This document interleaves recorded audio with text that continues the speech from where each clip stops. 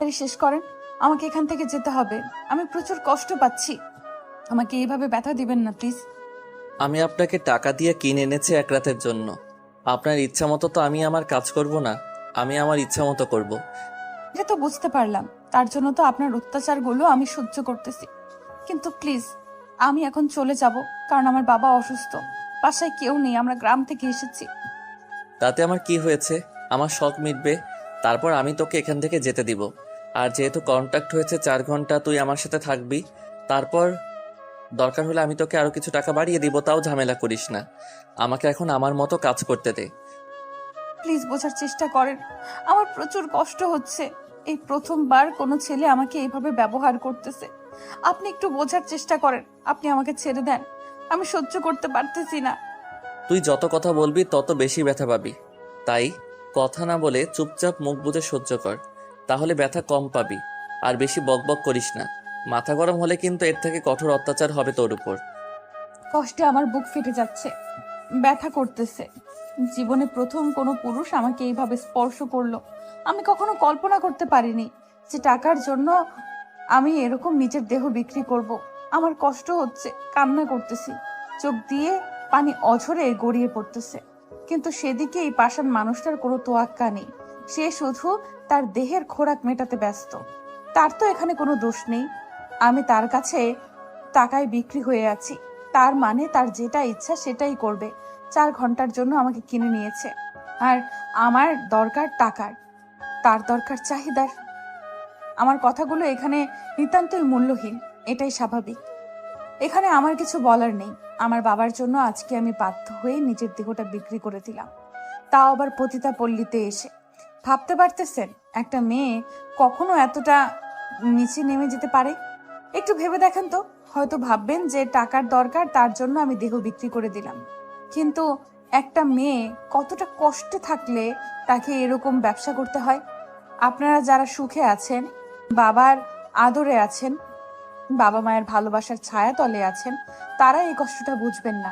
যারা আমার মতো মেয়ে আছে তারা বুঝতে পারবে, যারা বাস্তবতা কি সেটা জানে। বাবার চিকিৎসা করানোর জন্য নিচের সব কিছু ভিটে মাটি বিক্রি করে দিয়ে শহরে আসলাম। যদি বাবা বেঁচে থাকে তাহলে আবার সবকিছু আগের মতো করা যাবে। কিন্তু সেই বাবাই যদি আমার পৃথিবীতে বেঁচে না থাকে, তার সম্পত্তি দিয়ে আমার কি করব? শহরে আমার একজন মামা ছিল, তিনি আমাদের সব টাকা নিয়ে পালিয়ে গিয়েছে। আজকে 3 দিন ধরে না খেয়ে পড়ে আছি। আমার বাবার অবস্থা অনেক খারাপ। মানুষের দ্বারে দ্বারে গিয়ে যে চাকরিতে চাওয়ার জন্য গিয়েছিলাম, সবাই শুধু লালসার দৃষ্টিতে আমার দিকে তাকিয়ে আছে। কেউ বাজে অফার করে, কেউ বলে না যে কাজ করেন টাকা দেব। সবাই কাজ করার আগে বাজে অফার দিয়ে বসে থাকে। আমি শহরের মানুষের ভালো আমি শহরের মানুষদের ভালো মনে করতাম, কিন্তু আমার সেই ধারণা একদম ভুল। শেষ পর্যন্ত নিজেকে বাঁচিয়ে রাখার জন্য, নিজের বাপকে বাঁচানোর জন্য এই রাস্তায় নেমে এসেছি। আপনারা হয়তো ভাবতে পারেন আমি টাকার জন্য এই রাস্তায় নিজেকে নিয়ে এসেছি, কিন্তু না, আমি পরিস্থিতির শিকার। প্লিজ, এখন আমাকে এখান থেকে যেতে দিবেন। আমার বাবার ওষুধ খাওয়ার সময় হয়ে গিয়েছে, আর কালকে বাবাকে হসপিটালে ভর্তি করাতে হবে। তাই আজকে বাবার একটু দেখাশোনা করতে হবে। প্লিজ, আমি আপনার কাছ থেকে 1 ঘন্টা আগে যেতে চাচ্ছি। আরে শালি, তুই যদি এই রাস্তায় প্রথম এসেছিস তাহলে আগে বলবি না তোকে নিয়ে আসতাম না? আমার মুড নষ্ট করে দিচ্ছিস বারবার। একটা বেশি কথা বললে কিন্তু মেরে ফেলবো। আপনার দরকার হলে কালকেও আমাকে ব্যবহার করিয়েন, তখন টাকা না দেন, যেহেতু নিজের ইজ্জত বিক্রি করে দিয়েছি। কিন্তু আজকে অন্তত আমাকে 1 ঘন্টা আগে যেতে দেন প্লিজ। ঠিক আছে, তাহলে আমি আমার কাজ দ্রুত শেষ করতেছি। কিন্তু এই সময়টা যেটা মজা পাই, তুই যদি বেশি রকম নষ্টামি করার চেষ্টা করিস, যদি তোর জন্য আমি মজাটা না পাই, তাহলে কিন্তু তোর অবস্থা খারাপ আছে। আজকে সারা রাত আমার সাথে থাকতে হবে তোকে। এরপর লোকটা আমাকে পাষাণের মতো ব্যবহার করা শুরু করে দিল। মনে হচ্ছে আমি মানুষ না, কোনো জীবজন্তু হব। যেভাবে আমার সাথে আচরণ করা শুরু করলো, মনে হচ্ছে তিনি আমাকে খাবলে খাবলে খাচ্ছে। নিজেকে চুপ করে রাখলাম, নিজের মুখ শক্ত করে চেপে ধরে রাখলাম, আওয়াজ করলাম না। শুধু নিজের কষ্টটা নিজের মাঝেই চাপা দিয়ে দিলাম, আর যে আমার আত্মার মৃত্যু ঘটিয়ে দিলাম। দেহের মৃত্যু তো করতে পারবো না। কিছুক্ষণ পর লোকটা আমাকে ছেড়ে দিয়ে বিছানার উপর শুয়ে পড়লো, আর আমার ঠোঁটে তার ঠোঁট লাগিয়ে কিছুক্ষণ চেপে ধরে রাখলো। আমার যে এত বাজে লাগতেছিল এটা বলে প্রকাশ করতে পারবো না। কিছুক্ষণ পর লোকটা আমাকে ছেড়ে দিয়ে আমাকে আবার শক্ত করে কিছুক্ষণ ধরে রাখলো। তারপর আমাকে ছেড়ে দিয়ে উঠে চলে গেলেন। এখন ফ্রেশ হয়ে তাড়াতাড়ি রেডি হয়ে নে, তোকে তো রাস্তায় নামিয়ে দিয়ে বাসায় চলে যাব। অনেক রাত হয়ে গিয়েছে। আর কালকের জন্য রেডি থাকিস। সত্যি বলতেছি, তুই অনেক মজার জিনিস। আপনাকে ধন্যবাদ আমাকে তাড়াতাড়ি যেতে দেওয়ার জন্য। আর প্লিজ আমার টাকাটা একটু যদি দিতেন তাহলে আমার উপকার হতো। প্লিজ আমার টাকা নিয়ে কোনো বাহানা করিয়েন না। আচ্ছা, তোর টাকা দিয়ে দেব। এখন চল। আর তোর বাবার যাবতীয় চিকিৎসার খরচ আমি চালাবো। বাট শর্ত হচ্ছে, আমি যখন ডাকবো তখন তোকে আমার কাছে আসতে হবে। প্লিজ আপনি আমার সাথে এরকম করবেন না। আপনি এখন যেটা কাজ করেছেন তার টাকাটা আমাকে দেন, পরেরটা আমি পরে দেখে নেব।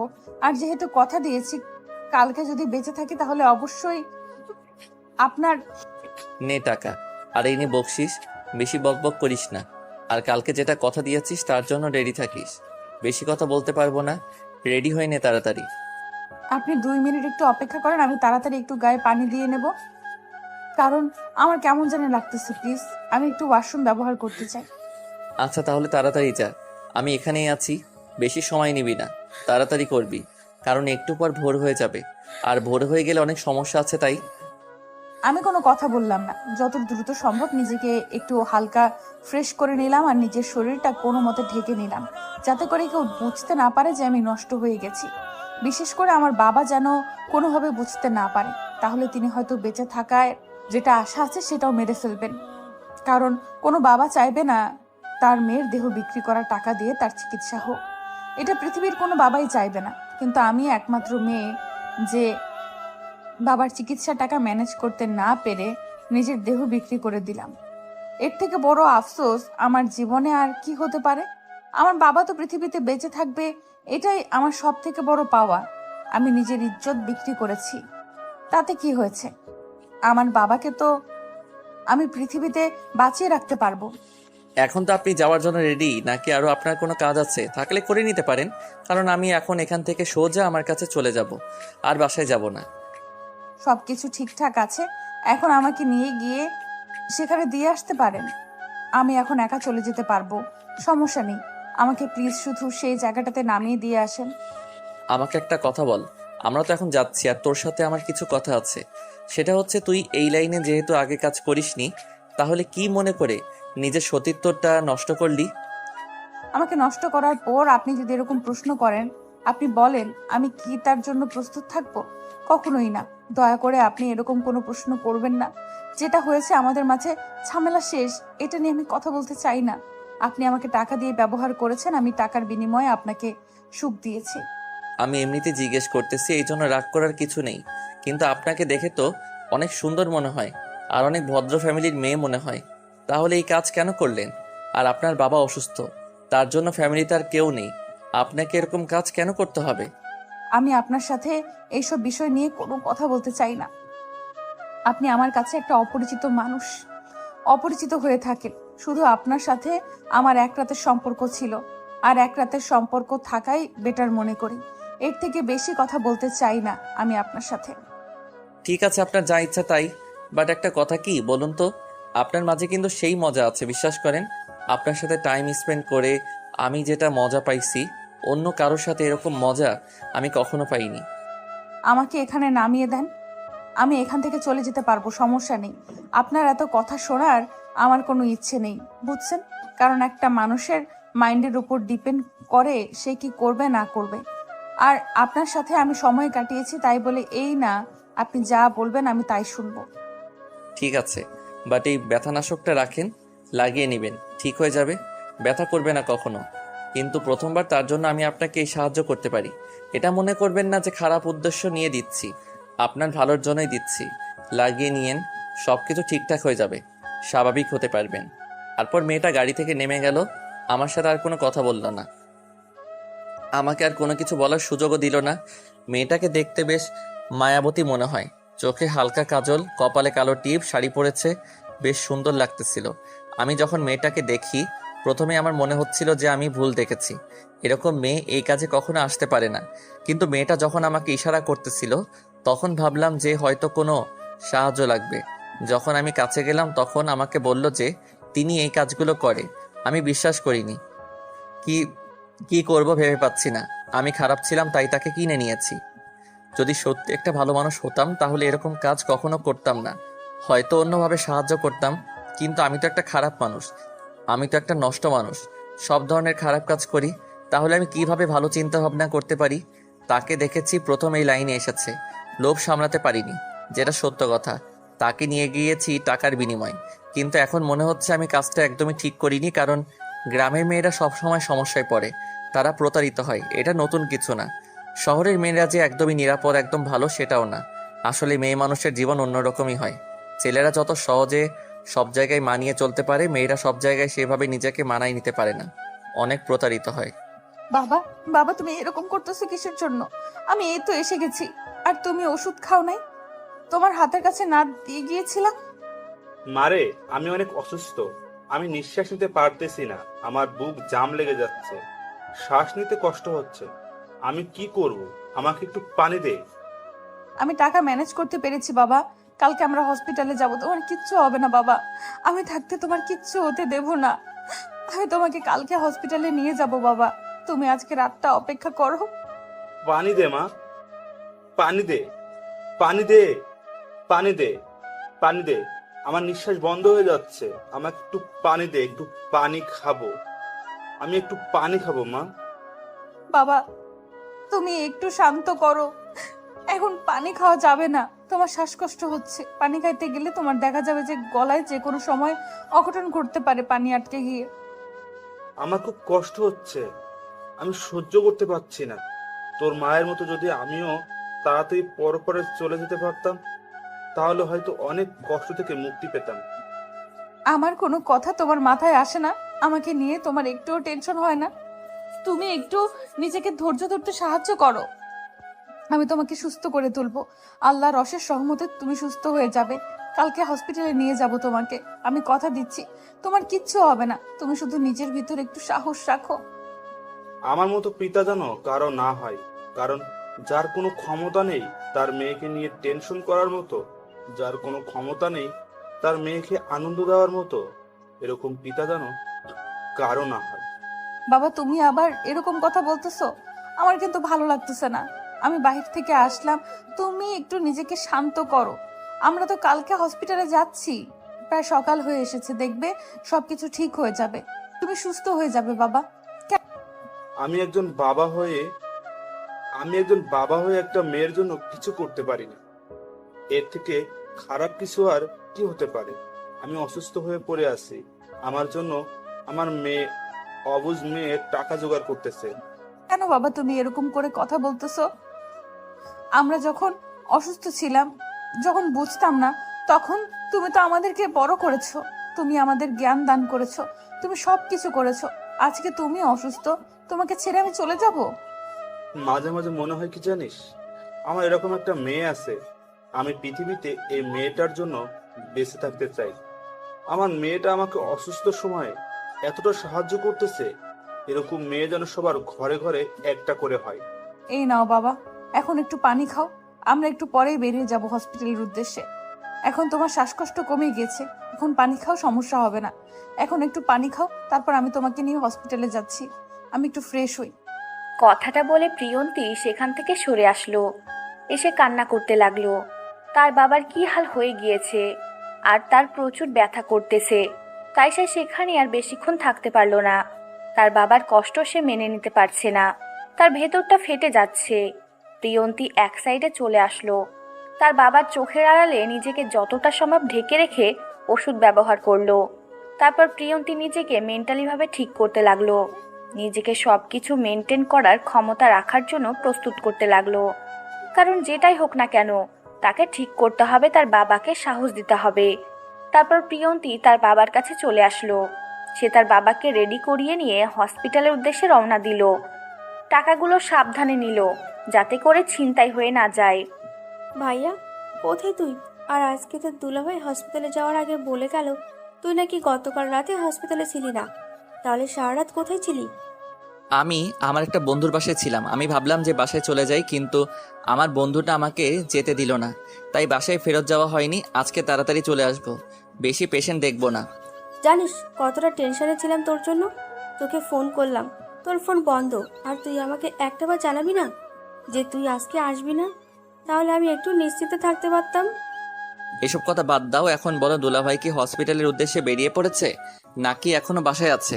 যদি বাসায় থাকে তাহলে একটু তাড়াতাড়ি পাঠিয়ে দাও, আমার ভালো লাগতেছে না, আমি খুব তাড়াতাড়ি চলে যাব। এই তো তোর দুলাভাই রেডি হচ্ছে, এখন বেরিয়ে পড়বে। কিন্তু তুই আজকে কোথাও থাকবি না, বাসায় চলে আসবি তাড়াতাড়ি। আমার ভালো লাগতেছে না, কিন্তু গতকালকে থেকে তোকে দেখতেছি না। তুই তো ভালো করে জানিস আমি যেখানে থাকি ভালো থাকি, আমাকে নিয়ে টেনশন করতে হবে না। তোকে কতবার বলছি নিজের খেয়াল রাখবি, আর তুই আমাকে নিয়ে টেনশন করছিস, সেটা ঠিক না। এবার তোর একটা বিয়ের ব্যবস্থা করতে হবে, বুঝিস না? আমার কথা তো শুনতে চাস না? যখন বিয়ে করিয়ে দেব, বউ যেটা বলবে সেটা শুনবি, তখন বুঝতে পারবি মজা কাকে বলে। তুই এসব কি আবল তাবল কথা বলতেছিস? আমি করব বিয়ে? এটা কখনো সম্ভব না, আমার বিয়ে করা সম্ভব না। আমি এখন কোনো বিয়ে করতে পারবো না, আমার সময় লাগবে। তুই এসব মাথা থেকে ঝেড়ে ফেলে দে।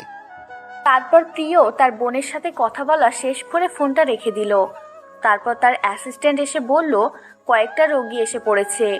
এখন কি প্রিয় রোগী দেখবে নাকি আরো কিছু সময় নেবে, নাকি আজকে কোনো রোগীই দেখবে না, এসব জিজ্ঞেস করলো তার অ্যাসিস্ট্যান্ট। প্রিয় বলল বেশিক্ষণ দেখবে না, 10 থেকে 12টা রোগী দেখেই চলে যাবে। আর এদিকে প্রিয়ন্তী তার বাবাকে নিয়ে এসে অপেক্ষা করতেছে কখন ডক্টর বসবে, কখন তার বাবাকে ডক্টরের কাছে নিয়ে যেতে পারবে। এসব টেনশনে মনে হচ্ছে সে ক্ষয় হয়ে যাচ্ছে। প্রিয়ন্তীর সব অবসান শেষ করে প্রিয়ন্তীর ডক্টর এখন রোগী দেখা শুরু করলো। প্রিয়ন্তী একটা দীর্ঘশ্বাস নিল। প্রিয়ন্তীর আগে দুজন রোগী ছিল, তারা অনেক আগেই এসেছে। দুজন রোগীর পর প্রিয়ন্তী তার বাবাকে নিয়ে বসে আছে। তার মানে 3 নাম্বার সিরিয়ালে প্রিয়ন্তী ভিতরে যেতে পারবে তার বাবাকে নিয়ে। প্রিয় সব কিছু দেখাশোনা করা শুরু করে দিল পেশেন্টদের। তারপর তাদের কিছু টেস্ট দিল, টেস্টগুলো করিয়ে নিতে বলল। একে একে 2 জনকে দেখা শেষ করলো। তারপর 3 নাম্বার যখন রোগী তার কেবিনে প্রবেশ করলো, প্রিয় মাথা নিচু করে কি জানি লেখালেখি করতেছিল। হঠাৎ করে মেয়েটার দিকে তাকিয়ে দেখে গতকাল রাতে যে মেয়ের সাথে সারা রাত পার করেছিল সেই মেয়ে একটা বৃদ্ধ লোক নিয়ে এসেছে। প্রিয় তাড়াতাড়ি উঠে গিয়ে লোকটাকে ধরে এক জায়গায় বসিয়ে দিল। তারপর প্রিয়ন্তীর দিকে কিছুক্ষণ তাকিয়ে রইল। তারপর সে ভাবলো তাহলে এই লোকটার জন্য প্রিয়ন্তী কাল তার কাছে নিজের ইজ্জত বিক্রি করে দিয়েছিল। কি হয়েছে? ওনার সমস্যা কি? মানে কি সমস্যার জন্য ওনার এই অবস্থায়? প্রাথমিক সমস্যা আপনারা কি বুঝতে পেরেছেন? সমস্যা বলতে হচ্ছে যে ওনার নাকি পেট ব্যথা আর শ্বাস নিতে অনেক কষ্ট হয়, যার জন্য বুক জ্বালা পোড়া করে, আর আগে প্রচুর পরিমাণে ধূমপান করতো। তাহলে এই অবস্থা? আচ্ছা, আমি দেখতেছি কি করা যায়। আমি কয়েকটা টেস্ট দিচ্ছি, সেগুলো আমার অ্যাসিস্ট্যান্ট করিয়ে এনে দিবে, সমস্যা নাই। আপনি শুধু তার সাথে থাকবেন। দেখেন ডক্টর, আমি কিছু বলতে পারছি না, কিন্তু একটা অনুরোধ আপনাকে করব, সেটা হচ্ছে যে কোনো প্রকারে আপনি আমার বাবাকে বাঁচিয়ে রাখবেন, আমার জীবনের বিনিময়ে হলেও। আমি কথা দিতে পারবো না, আল্লাহ তাআলা যেটা যার ভাগ্যে রাখছে সেটাই হবে। আর আমার দিক দিয়ে যতটা সম্ভব আমি চেষ্টা করে যাব, বাকিটা আল্লাহ তাআলার ইচ্ছা। সেটা তো আমি ভালো করে জানি, কিন্তু আমার বাবা যদি পৃথিবীতে বেঁচে না থাকে তাহলে আমি বেঁচে থাকতে পারবো না। আপনার কাছে এটাই অনুরোধ, যেন চিকিৎসার কমতি রেখে আমার বাবার মৃত্যু না হয়। সর্বোচ্চ চিকিৎসা করেন, যত টাকা লাগে আমি ব্যবস্থা করব। আপনি একদম টেনশন করবেন না, আমি সবকিছুর ব্যবস্থা করতেছি, সবকিছু ঠিকঠাক হয়ে যাবে। আপনি শুধু আল্লাহর কাছে দোয়া করেন, আর এখন যে টেস্টগুলো দিচ্ছি সেগুলো করিয়ে নিয়ে আসেন। আমি তো এসব কিছু চিনি না, শহরে নতুন, হসপিটালে অনেক দালাল আছে আমি শুনেছি। আমার কয়েকজন আত্মীয় স্বজন বলেছিল যখন গ্রাম থেকে এসেছিলাম। আমি বললাম কি আমার অ্যাসিস্ট্যান্ট সবকিছু করিয়ে নিয়ে আসবে, আর আপনাকে কোনো টেনশন করতে হবে না। এখানে কোনো দালালের হাতে আপনাকে পড়তে হবে না। হসপিটালে অনেক দালাল আছে, সেটাও আমি বলতেছি, আপনাকে কোনো টেনশন করতে হবে না। আপনার বাবাকে আমি দেখতেছি। আপনাকে অনেক ধন্যবাদ ডক্টর, আমার এত বড় উপকার করতে যাচ্ছেন। আচ্ছা তাহলে আমরা টেস্টগুলো করিয়ে নিয়ে আসি, কারণ আপনার তো দায়িত্ব আছে অন্যদের দেখার, অন্যের সমস্যা সমাধান করার। আচ্ছা, তাহলে একটু পর দেখা হচ্ছে। আমি আজকে বেশি পেশেন্ট দেখবো না, বাসে চলে যাব তাড়াতাড়ি। আর আপনার বাবার টেস্ট আসলে সরাসরি আমার রুমে প্রবেশ করবেন। কে কি বলে বলুক, সেটা দেখার সময় নেই আপনার। আমি দেখি কি ওষুধ দেওয়া যায়, নাকি অপারেশন করা লাগে, না কি কি করা লাগে, সবকিছু আমি দেখব। ধন্যবাদ ডক্টর। তাহলে এখন আমি যাচ্ছি। আপনার অ্যাসিস্ট্যান্টকে একটু বলে দেন ভালো মতো করে। আর আমরা গ্রাম থেকে এসেছি তো সবকিছু সহজেই সহজ সরল মনে করে মেনে নেই, কিন্তু শহরের মানুষরা এরকম না। আমি বুঝতে পেরেছি আপনার মনের কথাগুলো। আপনি কি বলতে চাচ্ছেন আমি সবকিছু বুঝতে পেরেছি। আপনার যে ধারণা সবকিছু সত্যি, বাট এখন আমাকে বিশ্বাস করতে পারেন। বাট কথা হচ্ছে যে আপনারা এখন এখান থেকে চলে যাওয়া উচিত। মানে আপনার বাবার টেস্টগুলো করিয়ে নেন যত দ্রুত সম্ভব। প্রিয় যে কথাগুলো বলল, প্রিয়ন্তী সেটা অক্ষরে অক্ষরে পালন করা শুরু করলো। প্রিয় তার অ্যাসিস্ট্যান্টকে পাঠিয়ে দিল প্রিয়ন্তীর বাবাকে যেন সব টেস্ট করিয়ে নিয়ে আসে। আর কোথাও যেন বেশি টাকা না দেওয়া হয়। যেখানে যেটা টাকা লাগবে শুধু পর্যাপ্ত পরিমাণ টাকা দিয়ে সেখান থেকে টেস্টগুলো করিয়ে নিয়ে আসার কথা বলল। আর উন্নত মানের টেস্টগুলো করাতে বলল। তারপর প্রিয় বাকি পেশেন্টদের দেখতে লাগলো। কিন্তু তার টেনশন হচ্ছে যে মেয়েটা রাতে তার কাছে নিজেকে টাকার কাছে সঁপে দিল। সেই মেয়েটা আবার ভাগ্যক্রমে তার হসপিটালে তার বাবাকে বাঁচানোর জন্য এত কিছু করেছে। তার একটা তো দায়িত্ব আছে, কিছু একটা করার। যদিও চেষ্টা করলে মানুষটাকে যদি বাঁচানো যায় তাহলে প্রিয় তার সর্বোচ্চ চেষ্টা করবে। প্রিয়ন্তী তার বাবার সব টেস্ট করে নিল। আর যেহেতু প্রিয় এর অ্যাসিস্ট্যান্ট ছিল সাথে, তাই সব টেস্টের রিপোর্ট খুব তাড়াতাড়ি দিয়ে দিল। কারণ প্রিয় হচ্ছে এই হসপিটালের মালিকের ছেলে। প্রিয়র বাবা মারা গিয়েছে। তার দাদু ভাই এবং প্রিয় দুজনে মিলে এই হসপিটাল সামলায়। তার বোন একজন গাইনি ডক্টর।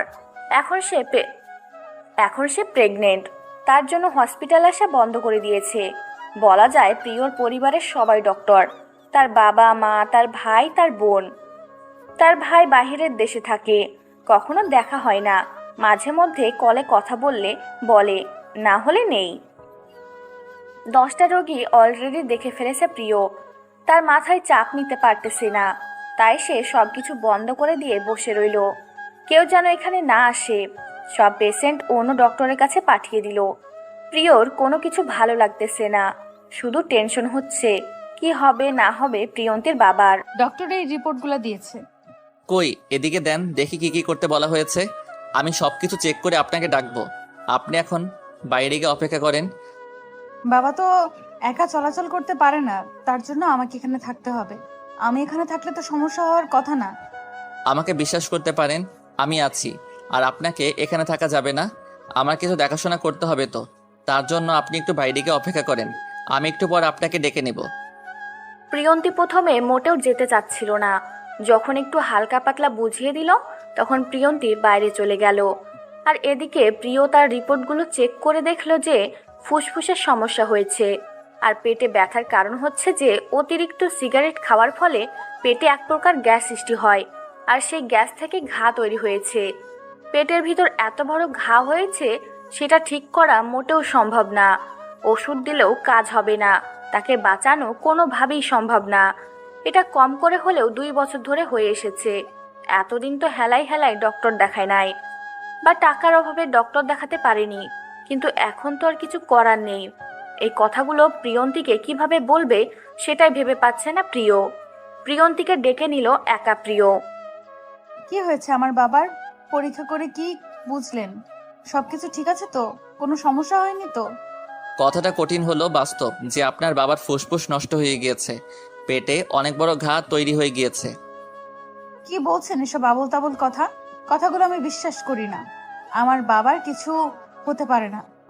আপনি ভুল কিছু দেখেছেন হয়তো। আপনি আবার পরীক্ষা করতে দেন। আপনি অযথা উত্তেজিত হবেন না। এখন মাত্র আমরা টেস্টের রিপোর্ট হাতে পেলাম, এখন দেখি আমার কতদূর কি করতে পারি। আমরা আমাদের সর্বোচ্চ চেষ্টা করব। প্লিজ ডক্টর, আপনারা চেষ্টা করেন আমার বাবাকে বাঁচিয়ে রাখার। না হলে আমি কিন্তু শ্বাস বন্ধ হয়ে মারা যাব। একদম টেনশন করবেন না, আমরা সবকিছু দেখাশোনা করতেছি। আপনি নিশ্চিন্তে থাকতে পারেন, এখন কিছু হবে না। বাট আমরা বলতে পারতেছি না কখন ঘটনা ঘটে যাবে। আচ্ছা ডক্টর, কত টাকা লাগতে পারে আনুমানিক? আমাকে যদি একটু হিসাবটা দিতেন তাহলে আমি সেই হিসাবে টাকার ব্যবস্থা করা শুরু করে দিতাম। আমার গ্রামে ফিরে এসে আমি দেখি আমার কিছু আত্মীয় স্বজন আছে, তাদের থেকে টাকা নিয়ে আসতে পারি কিনা। আগে এত ব্যস্ত হওয়ার কিছু নেই। আগে দেখি আমরা সব ডক্টর মিলে আপনার বাবাকে নিয়ে একটা মিটিং করব। যদি সবাই সাহস পায় অপারেশন করার তাহলে অবশ্যই আমরা অপারেশন করব, কিন্তু ফুসফুসের সমস্যাটাকে দূর করতে পারবো না। তার জন্য তাকে ধূমপান থেকে মুক্ত রাখতে হবে। আর সব থেকে বড় কথা হলো ফুসফুসের সমস্যার জন্য তিনি কখন পরপারে পাড়ি জমাবে আমরা সেটা বলতে পারি না। প্লিজ ডক্টর, আপনারা দেখুন, অন্তত আমার বাবার ইচ্ছেগুলো যেন আমি পূরণ করতে পারি, তাকে যেন আমি সুস্থ করতে পারি এবার। প্লিজ আপনি সেই মোতাবেক একটা কিছু করেন। আমি জানি আল্লাহ তাআলা যার যেভাবে মৃত্যু রেখেছে তার মৃত্যু ঠিক তেমন ভাবেই হবে, কিন্তু আমার বাবার কিছু আবদার আছে, আমি যেন সেই আবদারগুলো পালন করতে পারি, সেই ব্যবস্থা করে দেন। আপনি এখন টেনশন করবেন না, আমরা দেখতেছি কতদূর কি করা যায়। আমরা আমাদের সর্বোচ্চ চেষ্টা করব। আমি বলতেছি তো, এখন আপনি কি নিশ্চিন্তে একটু ঠান্ডা মাথায় থাকার চেষ্টা করেন, আমরা দেখতেছি। মিটিং শেষ করে আপনাকে জানাবো। প্রিয়ন্তী কোনোভাবেই নিজেকে ঠিক রাখতে পারতেছে না। আর এদিকে প্রিয় কি বলবে কিছু বলার ভাষা নাই তার মুখে। যে একটা মেয়ে বাবাকে কতটা ভালোবাসলে নিজের দেহ বিক্রি করা টাকা দিয়ে তার চিকিৎসা করাতে চায়, একটা মেয়ে একটা বাবাকে কতটা ভালোবাসলে তাকে এই পৃথিবীর মুক্ত আকাশের নিচে বাঁচিয়ে রাখতে চায়, নিজের জীবন দিয়ে হলেও। আজকে প্রিয়ন্তীর এরকম ব্যবহার, এরকম বাবা মায়ের উপর ভালোবাসা, এরকম তার বাবার প্রতি অতিরিক্ত ভালোবাসাটা প্রিয় কেন জানি মেনে নিতে পারতেছে না। কারণ তার বাবা মা তাকে কখনো সময় দেয়নি, তারা সব সময় ব্যস্ত ছিল নিজেদের কাজে, তাদেরকে কখনো এতটা আদরে রাখেনি। তাদের যে চাহিদাগুলো ছিল সেগুলো মিটিয়েছে, কিন্তু তাদের যে ভালোবাসাটা দরকার ছিল, ভালোবাসাটা কখনো অনুভব করতে পারেনি। প্রিয় সব কিছু ব্যবস্থা করলো, মিটিং ডাকলো, ভিডিও কনফারেন্সে কয়েকজন আমেরিকান ডক্টরের সাথে কথা বলল। সব কিছু দেখাশোনা করার পর সবাই বলল যে এটা কোনোভাবেই সম্ভব না, অনেক রিস্ক, অপারেশন থিয়েটারে রোগী মারা যেতে পারে। আর অপারেশন করে কোনো কিছু হবে না, কারণ তার ফুসফুসের সমস্যা ধরা পড়েছে, আর শ্বাসকষ্টের যে কোনো সময় তার শ্বাসরোধ হতে পারে। তারপর সবাই একটা ডিসিশন নিল যে তাকে হাই পাওয়ার মেডিসিন দিয়ে 6 থেকে 7 বাঁচিয়ে রাখা যাবে। সবকিছু ঠিকঠাক করে হঠাৎ করে তিনি এই পৃথিবী থেকে চলে যাবে। সবাই শেষ পর্যন্ত এই সিদ্ধান্তে উপনীত হলো, আর এই সিদ্ধান্ত কাউকে জানানো হবে না। তারপর প্রিয় সেখান থেকে বের হয়ে এসে দেখে প্রিয়ন্তী তার রুমের সামনে এসে দাঁড়িয়ে আছে। দেখে মনে হচ্ছে কতদিন ধরে কিছু খায় না, একদম শুকিয়ে গিয়েছে। আপনি এখন এখানে দাঁড়িয়ে আছেন, আপনার বাবা তো ঠিক হয়ে যাবে, সমস্যা নেই। আমরা সবাই মিটিং করলাম, কথা বললাম, সবাই বলতেছে যে ঠিক হয়ে যাবে।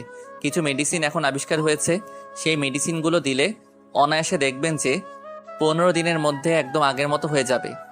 আপনি সত্যিই বলছেন আমার বাবা 15 দিনের মধ্যে ঠিক হয়ে যাবে, নাকি আমাকে মিথ্যা আশ্বাস দিচ্ছেন? প্লিজ আমাকে কোনো মিথ্যা আশ্বাস দিবেন না, যেটা সত্যি সেটাই বলেন। আমরা মিথ্যা আশ্বাস দিচ্ছি না, আমরা কাজে প্রমাণ করে দেখিয়ে দিব। আর আপনাকে দেখে মনে হচ্ছে কতদিন ধরে কিছু খাচ্ছেন না। আর আপনার বাবার তো এখন কিছু খাওয়া যাবে না, সবকিছু স্যালাইনের উপর চলবে। আর আপনি আমার সাথে আসেন। এখন আমি কিছু খাবো না, এখন আমার কিছু খেতে ইচ্ছে করছে না, আপনি চলে যেতে পারেন, আমি আমার বাবার কাছে আছি। আপনার জন্য আমি এত কিছু করলাম আর আপনি আমার জন্য এটা করতে পারবেন না? আমি শুধু আপনাকে ডেকেছি আমার সাথে কিছুক্ষণ সময় কাটাবেন, আপনার ভালো লাগবে তার জন্য। দেখেন আমি মানসিকভাবে এখন প্রস্তুত না, প্লিজ বাবা সুস্থ হোক, আপনাকে যেটা কথা দিয়েছি আমি সেই কথাই রাখবো। আমি খারাপ হতে পারি, কিন্তু এতটা খারাপ না যে আপনাকে এই অবস্থায় আমি বাজে অফার করব। আপনাকে এখন আমি খাওয়ার জন্য নিয়ে যাচ্ছি, আর এখন আপনি আমার সাথে যাবেন, না হলে কিন্তু আমার খারাপ রূপটাকে আবার দেখিয়ে দেব। আমার খেতে ইচ্ছে করতেছে না, প্লিজ আমাকে জোর করবেন না, আপনি চলে যেতে পারেন, আমি আমার বাবার কাছেই আছি, সমস্যা নেই, আমি খেতে পারবো না। দেখেন, এখন যদি আমরা আপনার বাবাকে সুস্থ করে তুলতে পারি, তখন আপনি অসুস্থ হয়ে গেলেন, তখন আপনার বাবা আপনাকে টেনশন করে আবার অসুস্থ হয়ে যাবে। তার থেকে ভালো আপনি সুস্থ থাকেন, দেখবেন আপনার বাবা সুস্থ হয়ে যাবে, আমাকে বিশ্বাস করুন। প্রিয় আর প্রিয়ন্তীকে কোনো কথা বলতে দিল না, জানে যে যদি এখন প্রিয়ন্তীকে কথা বলতে দেয় প্রিয় তাহলে আরো বেশি কথা হবে, কিন্তু এতক্ষণ বেশি কথা বলার সময় নেই প্রিয়র। এখন প্রিয়ন্তীকে নিয়ে সে বাসায় চলে যাবে। আর বাসায় গতকালকে থেকে যাওয়া হয় না, তার আপু তাকে মেরেই ফেলবে যদি আজকে বাসায় না যায়। আর বাসায় যেতে চেয়েছিল সেই দুপুরের পর, এখন রাত 10টা বাজে। প্রিয়ন্তীকে কোনো মতে ভুলিয়ে ভালিয়ে গাড়িতে তুলে নিয়ে সোজা বাসার উদ্দেশ্যে রওনা দিল প্রিয়।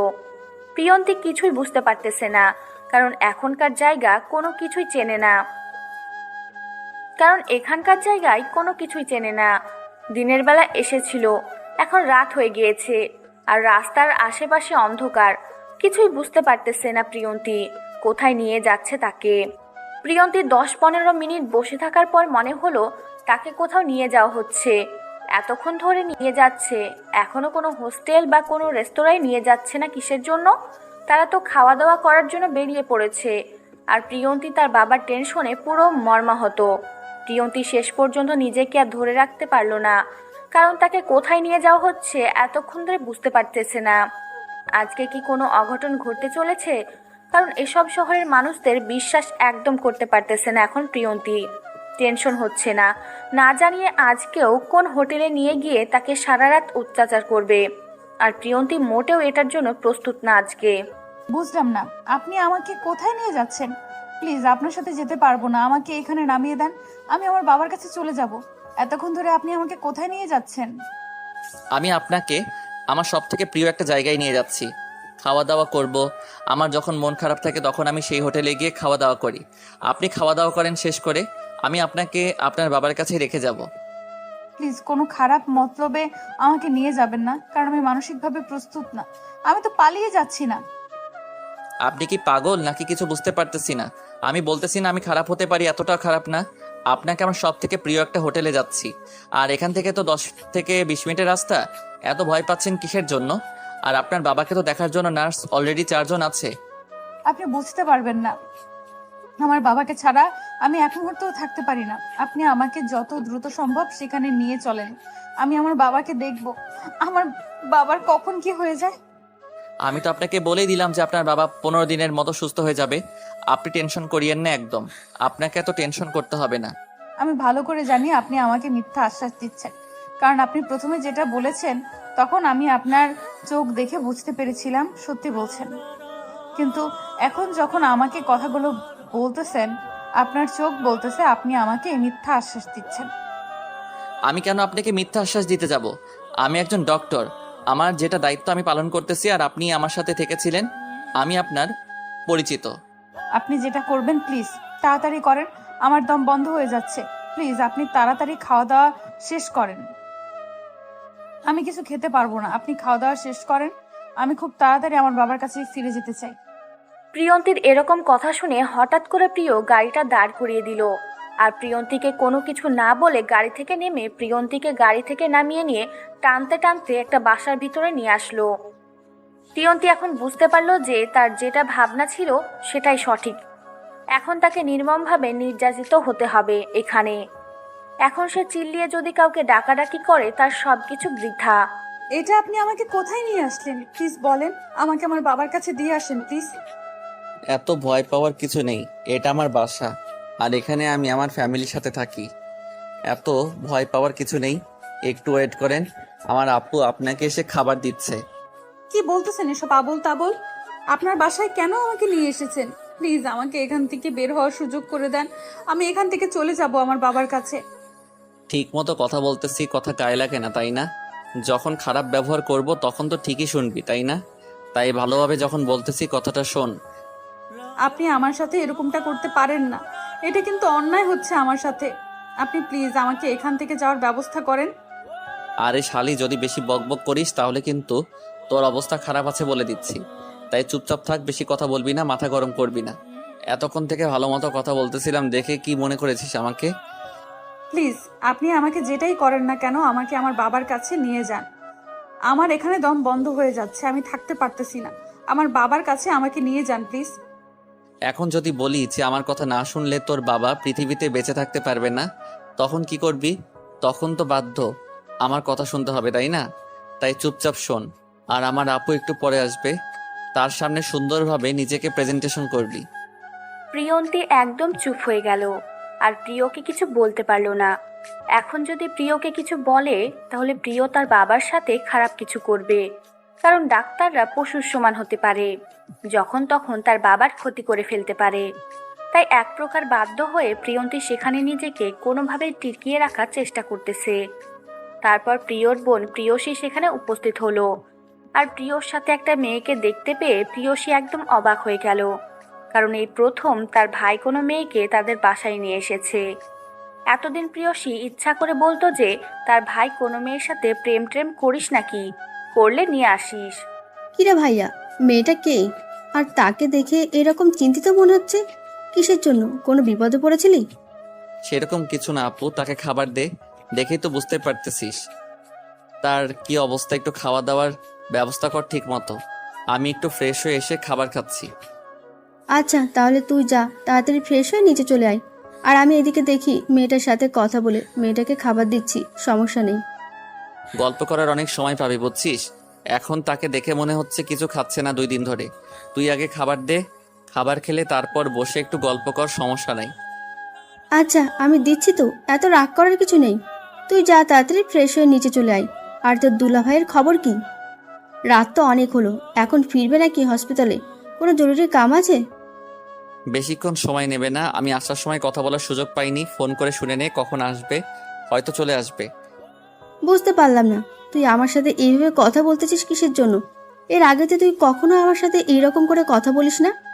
আর তোর আজকে কি হয়েছে বলতো? স্বাভাবিকভাবে কথা বলেছি। তোর যদি খারাপ মনে হয় তাহলে তো এখানে আমার কিছু করার নেই, বুঝছিস। এখন চুপচাপ যেটা করতে বলছি কর। মেয়েটাকে খাবার দে তাড়াতাড়ি। এত বকবক করিস কেন? কথাটা বলে প্রিয় সেখান থেকে চলে গেল। আর প্রিয়সী প্রিয়ন্তীকে নিয়ে বসিয়ে দিল খাবার টেবিলে। কারণ মেয়েটাকে দেখেই বোঝা যাচ্ছে হয়তো 2-1 দিন ধরে কিছু খাচ্ছে না। মুখটা একদম শুকিয়ে গিয়েছে, নিজস্ব রূপ কেমন জানি বিলীন হয়ে গিয়েছে। প্রিয়সী দেখলো যে মেয়েটা অনেক ভয়ে আছে বা আতঙ্কে আছে বলা চলে। তার মুখ থেকে কোনো কথা বের করার মতো সিস্টেম খুঁজে পাচ্ছে না প্রিয়সী।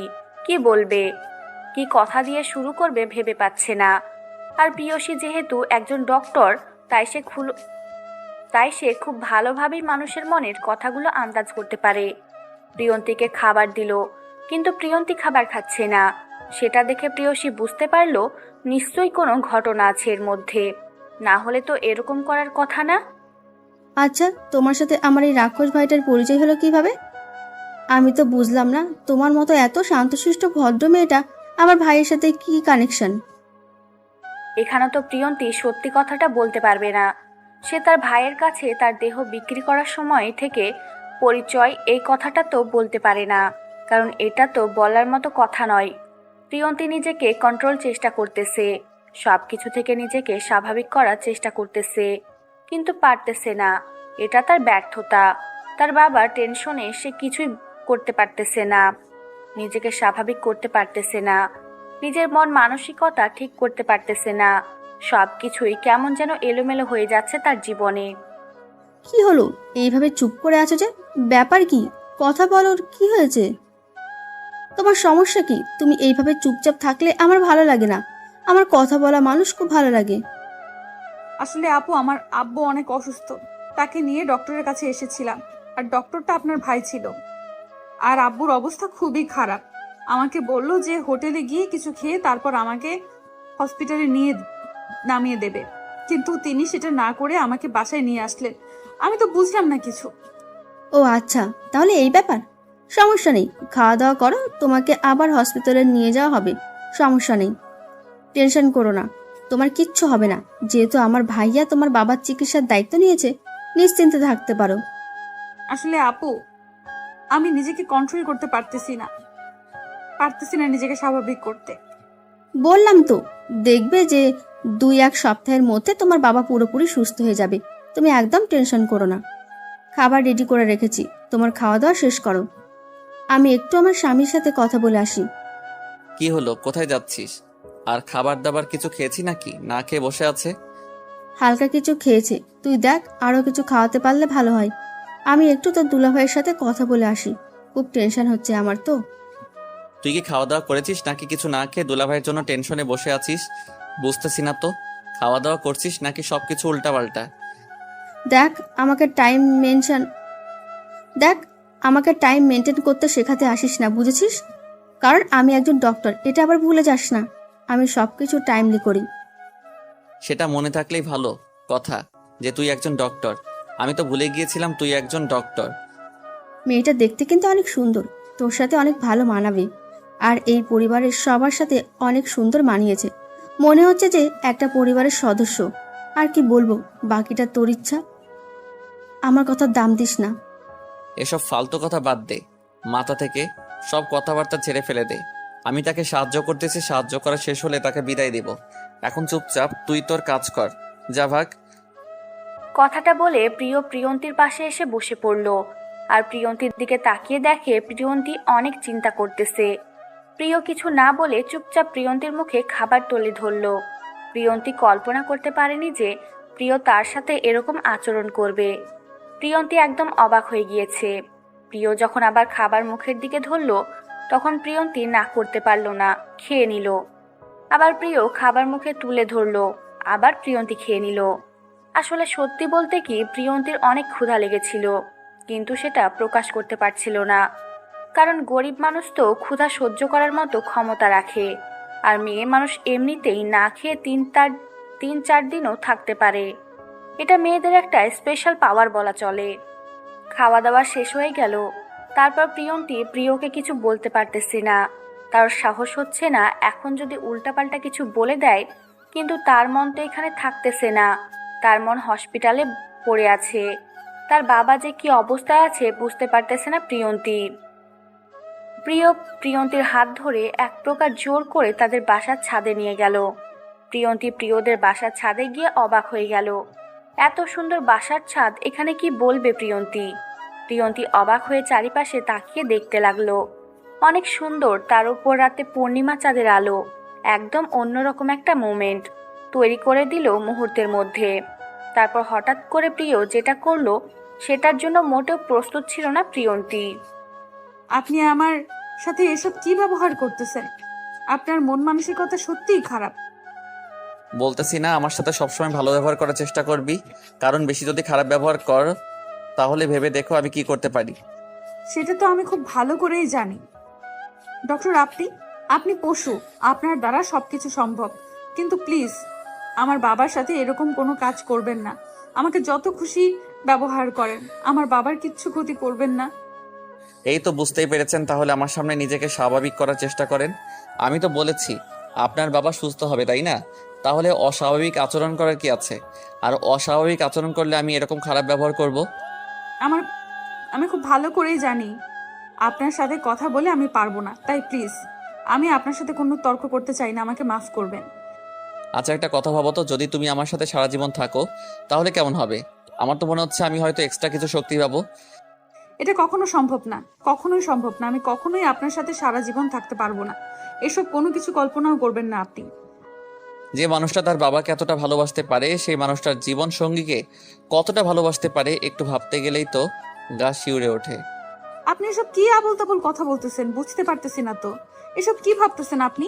আমাকে এখান থেকে যেতে দেন প্লিজ, আমাকে যেতে দেন। আমি আপনার পায়ে ধরে বলতেছি, আমি এখন আমার বাবার কাছে যাব। আমাকে নিয়ে চলেন প্লিজ। আমি তোমাকে বিয়ে করতে চাই, সারা জীবন তোমার সাথে পার করতে চাই। এসব কি বলছেন? আপনার মাথা ঠিক আছে? আবোল তাবোল কথা বলা বাদ দেন, এটা কখনোই সম্ভব না। সম্ভব হয় কি না সেটা পরে দেখা যাবে। আমি যেটা বলতেছি সেটা তোকে শুনতে হবে, না হলে তোকে শুনতে বাধ্য করাবো। আপনি এরকম করতেছেন কিসের জন্য? আমি আপনার হাতে ধরি, পায়ে পড়ি, তো প্লিজ এরকম কোনো কিছু সিদ্ধান্ত নেবেন না। আমি গরিব ঘরের মেয়ে, আমার বাবা অসুস্থ হলে আমরা গ্রামে ফিরে যাব। আমি যদি বলি যে তোমার বাবা কখনো সুস্থ হতে পারে না কারণ আমি তাকে সুস্থ হতে দেব না, তাহলে তো বাধ্য হয়ে বিয়েটা আমাকে করবে নাকি? আপনি কেন বোঝার চেষ্টা করতেছেন না? আমার পক্ষে সম্ভব না। আমার বাবার সাথে এরকম কোনো কিছু করবেন না। আমার দুর্বলতা নিয়ে আপনি খেলতে পারেন না। অন্যের দুর্বলতা নিয়ে খুলতে আমার প্রচুর ভালো লাগে। তাই বলতেছি যে আমার যে প্রস্তাবটা রেখেছি তোমার উপর সেটা মেনে নাও, তাহলে তোমার জন্য মঙ্গল হবে, না হলে তোমার বাবার জন্য। আমি নিষ্ঠুর মানুষ দেখেছি, কিন্তু আপনাদের মতো নিষ্ঠুর মানুষ আমি কখনো দেখিনি। আপনার সাথে আমার পরিচয় হওয়াটাই ভুল হয়ে গিয়েছে। আল্লাহ কেন যে আপনার পরিচয়টা করে বুঝতে পারলাম না। সেটা তো আমি বুঝতে পারতেছি না, তুমি কেন আমাকে বোঝার চেষ্টা করতেছো না? ঠান্ডা মাথায় বোঝাচ্ছি, তাও বুঝতেছো না? তোমার শরীরের গন্ধটা না আমাকে সবসময় আকর্ষিত করে। আমি এখন বুঝতে পারছি আমার শরীরের উপর আপনার মোহ। আপনি সারাদিন ব্যবহার করেন আমার বাবা সুস্থ হোক, আমি আপনার সব ইচ্ছা পূরণ করে চলে যাব, কিন্তু আপনার সাথে আমি সারা জীবন থাকতে পারবো না। প্লিজ আমাকে মাফ করবেন। তোকে এতক্ষণ ধরে বোঝাচ্ছি, বুঝতে পারতেছিস তাই না? তোর এমন অবস্থা করব তোর বাপও এই পৃথিবীতে বেঁচে থাকবো না, তোকে আমার সাথে থাকতে হবে। ভেবে দেখ কোনটা ভালো হবে তোর জন্য। কেন আপনি আমার সাথে এরকম করতেছেন? কেন আপনি আমাকে মেন্টালি চাপ দিচ্ছেন? বুঝতে পারতেছি না। আমি তো দেখতে ভালো না, আর আমি গরিব ঘরের একটা মেয়ে। আপনাদের সোসাইটির সাথে আমি মিল করতে পারবো না। তোকে মেনটেন করতে কে বলেছে? তুই যেমন আসিস তেমনই করে থাকবি, কিন্তু আমি যেটা বলতেছি সেটা তোকে শুনতেই হবে। আমার পক্ষে সম্ভব না। আপনার যা ইচ্ছা তাই করতে পারেন। আমাকে এখন প্লিজ আমার আব্বুর কাছে নিয়ে যান। আমি এখানে থাকতে পারবো না। কথাগুলো ভেবে দেখ, কিন্তু তোর আব্বু কখনোই সুস্থ হবে না। তোর যা ইচ্ছা তাই করতে পারিস। তোর আব্বুকে হসপিটাল থেকে কে বের করে কে দেয় তাও আমি দেখব। আপনি আমার সাথে এটা ঠিক করতেছেন না। এভাবে অত্যাচার করতে পারেন না। আজকে আমরা গরিব মানুষ বলে আপনারা যা ইচ্ছা তাই বলবেন, আপনাদের যা মর্জি তাই করবেন, এটা কিন্তু মোটেও ঠিক না। কথাটা বলে প্রিয়ন্তী কান্না করতে লাগলো। অঝোর ধারায় তার কান্না করা ছাড়া কোনো কিছু করার নেই, কারণ এখানে তো আর কেউ নেই পরিচিত, আর এটা একটা শহর। একজন মানুষের বিপদে অন্যজন কখনোই আসবে না এগিয়ে। আর প্রিয় যেটা বলছে তার সেটা কখনোই মেনে নেওয়ার মতো না, কারণ এখন হয়তো তার দেহের উপর প্রিয় এর মায়া আছে, কিন্তু দুদিন পর যখন প্রিয়ন্তীকে ভালো লাগবে না, তখন তো প্রিয় তাকে রাস্তায় ছুঁড়ে ফেলে দেবে। এটাই বাস্তবতা। তাহলে এই শহরে নিজেকে টিকিয়ে রাখার কথা চিন্তা করা তার পক্ষে হাস্যকর ছাড়া কিছুই না। 2 দিন পর যখন এখান থেকে ঘাট ধাক্কা দিয়ে বের করে দেবে, তখন তাকে আবার রাস্তায় রাস্তায় ঘুরে বেড়াতে হবে। প্রিয়ন্তী কান্না করতেছে, আর প্রিয় দাঁড়িয়ে তামাশা দেখতেছে। কি একটা আজব ব্যাপার। প্লিজ আপনি আমার সাথে এরকমটা করতে পারেন না। আমাকে যেতে দেন। থাকতে পারবো না, প্লিজ আপনি আমাকে যেতে দেন। এখন যাচ্ছি, নিজেকে ঠিক কর, চিন্তা ভাবনা কর। কথা হচ্ছে যে আমি তোকে কালকে বিয়ে করতেছি, তারপর তোর বাপের চিকিৎসা করব, তার আগে না। আপনি কেন এরকম করতেছেন? কেন আমার দুর্বল জায়গাটা এভাবে আঘাত করতেছেন? কেন এরকম করতেছেন? আপনি তো ভালো করে জানেন আমার বাবার জন্য আমি আমার ইজ্জত পর্যন্ত বিক্রি করে দিয়েছি। সেটা তো আমি ভালো করে জানি, বাট আমার ভালো লাগতেছে তাই বলতেছি। এখন যদি আমার মাথা গরম করিয়ে দিস তাহলে তোর বাবাকে পরপারে পাঠিয়ে দেওয়ার ব্যবস্থা করে দেব, সমস্যা নাই। প্লিজ আপনি এরকম কোনো কিছু করবেন না। আমি আপনার সব শর্ত মেনে নেব। আপনি যত অত্যাচার করেন আমাকে করেন। প্লিজ আমার বাবাকে সুস্থ করে দেন। এই তো লক্ষ্মী মেয়ের মতো কথা, এখন বুঝতে পারলি? এখন কেমন হলো? এখন তাহলে চুপচাপ নিচে যা, আমি একটু পর নিচে গিয়ে তোকে নিয়ে হসপিটালে যাচ্ছি। যেটাই করেন না কেন আপনি আমার উপর অত্যাচার জুলুম সব করতে পারেন, কিন্তু আমার বাবাকে টেনে নিয়ে আসবেন না। যা খুশি আমাকে করেন, আমার বাবাকে প্লিজ কিচ্ছু করবেন না। বুঝতে পারলাম, ঠিক আছে। এখন তোর কথা আমি রাখতেছি, কারণ আমার কথা একটা রেখেছিস, আমি তোর কথা রাখবো। তোর বাবা 15 দিনের মধ্যে সুস্থ হয়ে যাবে। আচ্ছা এখন তাহলে আমাকে আমার বাবার কাছে দিয়ে আসেন। অনেক রাত হয়ে গিয়েছে, অনেকক্ষণ ধরে আমি আমার বাবাকে দেখতেছি না। প্লিজ আমি আর থাকতে পারতেছি না এখানে। প্রিয় কোনো কথা না বলে নিচের দিকে যেতে লাগলো। প্রিয়ন্তীও প্রিয়র পেছনে পেছনে চলে আসলো। তার তো কোনো কিছু করার নেই, তার দুর্বল জায়গায় আঘাত করে তাকে সব কিছু করাতে বাধ্য করতেছে। জানা থাকলেও কিছু করতে পারবে না। এখানে সেখানে এমন একটা ক্রিটিক্যাল সিচুয়েশনে পড়ে গিয়েছে, তাকে সব কিছু শুনতে বাধ্য হতে হবে। এখন আর এদিকে প্রিয়সী তার স্বামীর জন্য অপেক্ষা করতেছে, এখনো আসতেছে না। প্রিয়কে এই বিষয়ে কিছু বলতে পারতেছে না, কারণ অনেক ভালো মুডে আছে এখন। এসব বললে তার মুড খারাপ করতে চায় না প্রিয়সী। কি হলো, এতবার ফোন দিচ্ছ কিসের জন্য? আমি একটা অপারেশন করতেছিলাম, শেষ করে এইমাত্র ফ্রেশ হয়ে এখানে আসলাম। এখন বাসার উদ্দেশ্যে রওনা দেব। আমার মনে হয় টেনশন হয়, তাই না? যখন যেটা খুশি সেটাই করতেছো। এখন আমার কি কোনো দায়িত্ব কর্তব্য নাই যে আমার স্বামী কোথায় আছে তার খোঁজ খবর নেব? এরকম ভাবে কথা বলতেছো কিসের জন্য বুঝতে পারতেছি না তো। তুমি তো জানো এখন অবস্থা কেমন, আর এই সময় অনেক রুগী, আর আমি কি করব? আমি কি ইচ্ছা করে এরকম করতেছি? তাহলে এখন তুমি আমার সাথে ঝগড়া করবে, তাই তো? বাসায় আসো, তারপর দেখাচ্ছি মজা। তুমি আমাকে বলতে পারতে, একটা SMS করে দিতে পারতে যে আমার আজকে ফিরতে লেট হবে। এরকম করতেছো কেন বুঝতে পারতেছি না। মাথা ব্যথা করতেছে আমার। অপারেশনটা অনেকক্ষণ ধরে করতে হয়েছে, তার জন্য মাথা ঝিমঝিম করতেছে। কিছু ভালো লাগতেছে না, আমার কিচ্ছু ভালো লাগতেছে না। তাড়াতাড়ি বাসায় চলে আসো, তোমাকে ছাড়া আমি থাকতে পারবো না। এতক্ষণ তোমাকে হসপিটালে কে থাকতে বলে? অনেক ডক্টরের নাইট ডিউটি আছে, তারা কি করে? সবাইকে দিয়ে সবকিছু হয় না, বুঝছো? আর সবাই এসে বলতেছে এটা অনেক ক্রিটিক্যাল সিচুয়েশন, তার জন্য অপারেশনটা আমাকে করতে হয়।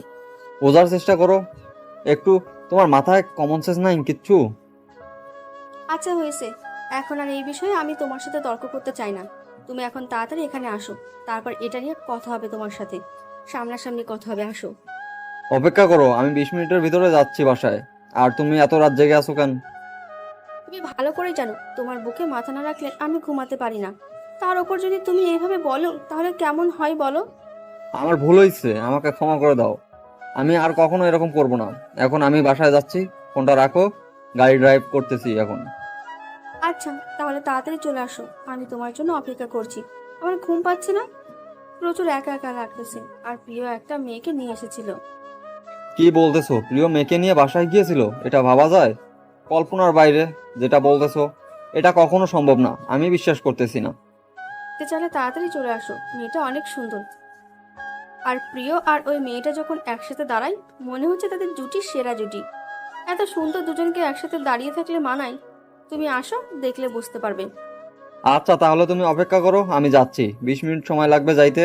তুমি তো ভালো করে জানো আমি এখন ড্রাইভ করতেছি, ফোনটা রাখলাম। আর শোনো, আমার জন্য চকলেট আর আইসক্রিম নিয়ে এসো, খেতে ইচ্ছা করছে। এই অবস্থায় আমি তোমার জন্য আইসক্রিম চকলেট নিয়ে যাব? তুমি ভাবলে কিভাবে? তোমার বাহানা পরে চলবে, এখন কোনো বাহানা চলবে না, চুপচাপ থাকো। আমি কোনো কিছু শুনতে চাই না, যেটা বলেছি তুমি নিয়ে আসবে। এখনো তো আমি এতটাও সিরিয়াস না যে আমাকে আইসক্রিম চকলেট খাওয়া যাবে না। তুমি দুইটা নিয়ে আসবে। তুমি বুঝের মানুষ হয়ে যদি অবুঝের মতো কথা বলো তাহলে তোমার সাথে কথায় পেরে উঠতে পারবো না। আচ্ছা আমি নিয়ে যাচ্ছি, তোমার যা ইচ্ছা তাই করতে পারো, পরে কোনো সমস্যা হলে আমাকে বলিও না। বলেছি তো কিচ্ছু হবে না, তুমি নিয়ে আসো। আমার খেতে ইচ্ছে করছে। আমার একটা ইচ্ছা পূরণ করতে এইরকম করছো কিসের জন্য বুঝি না। আমি একটা আবদার করেছি, তুমি পূরণ করবে।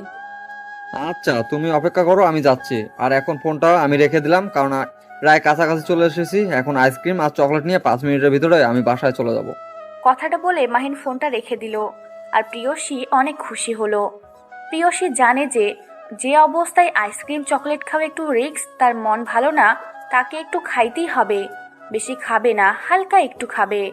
আর হালকা কিছু খেলে কোনো সমস্যা হওয়ার কথা না তার জানা মতে।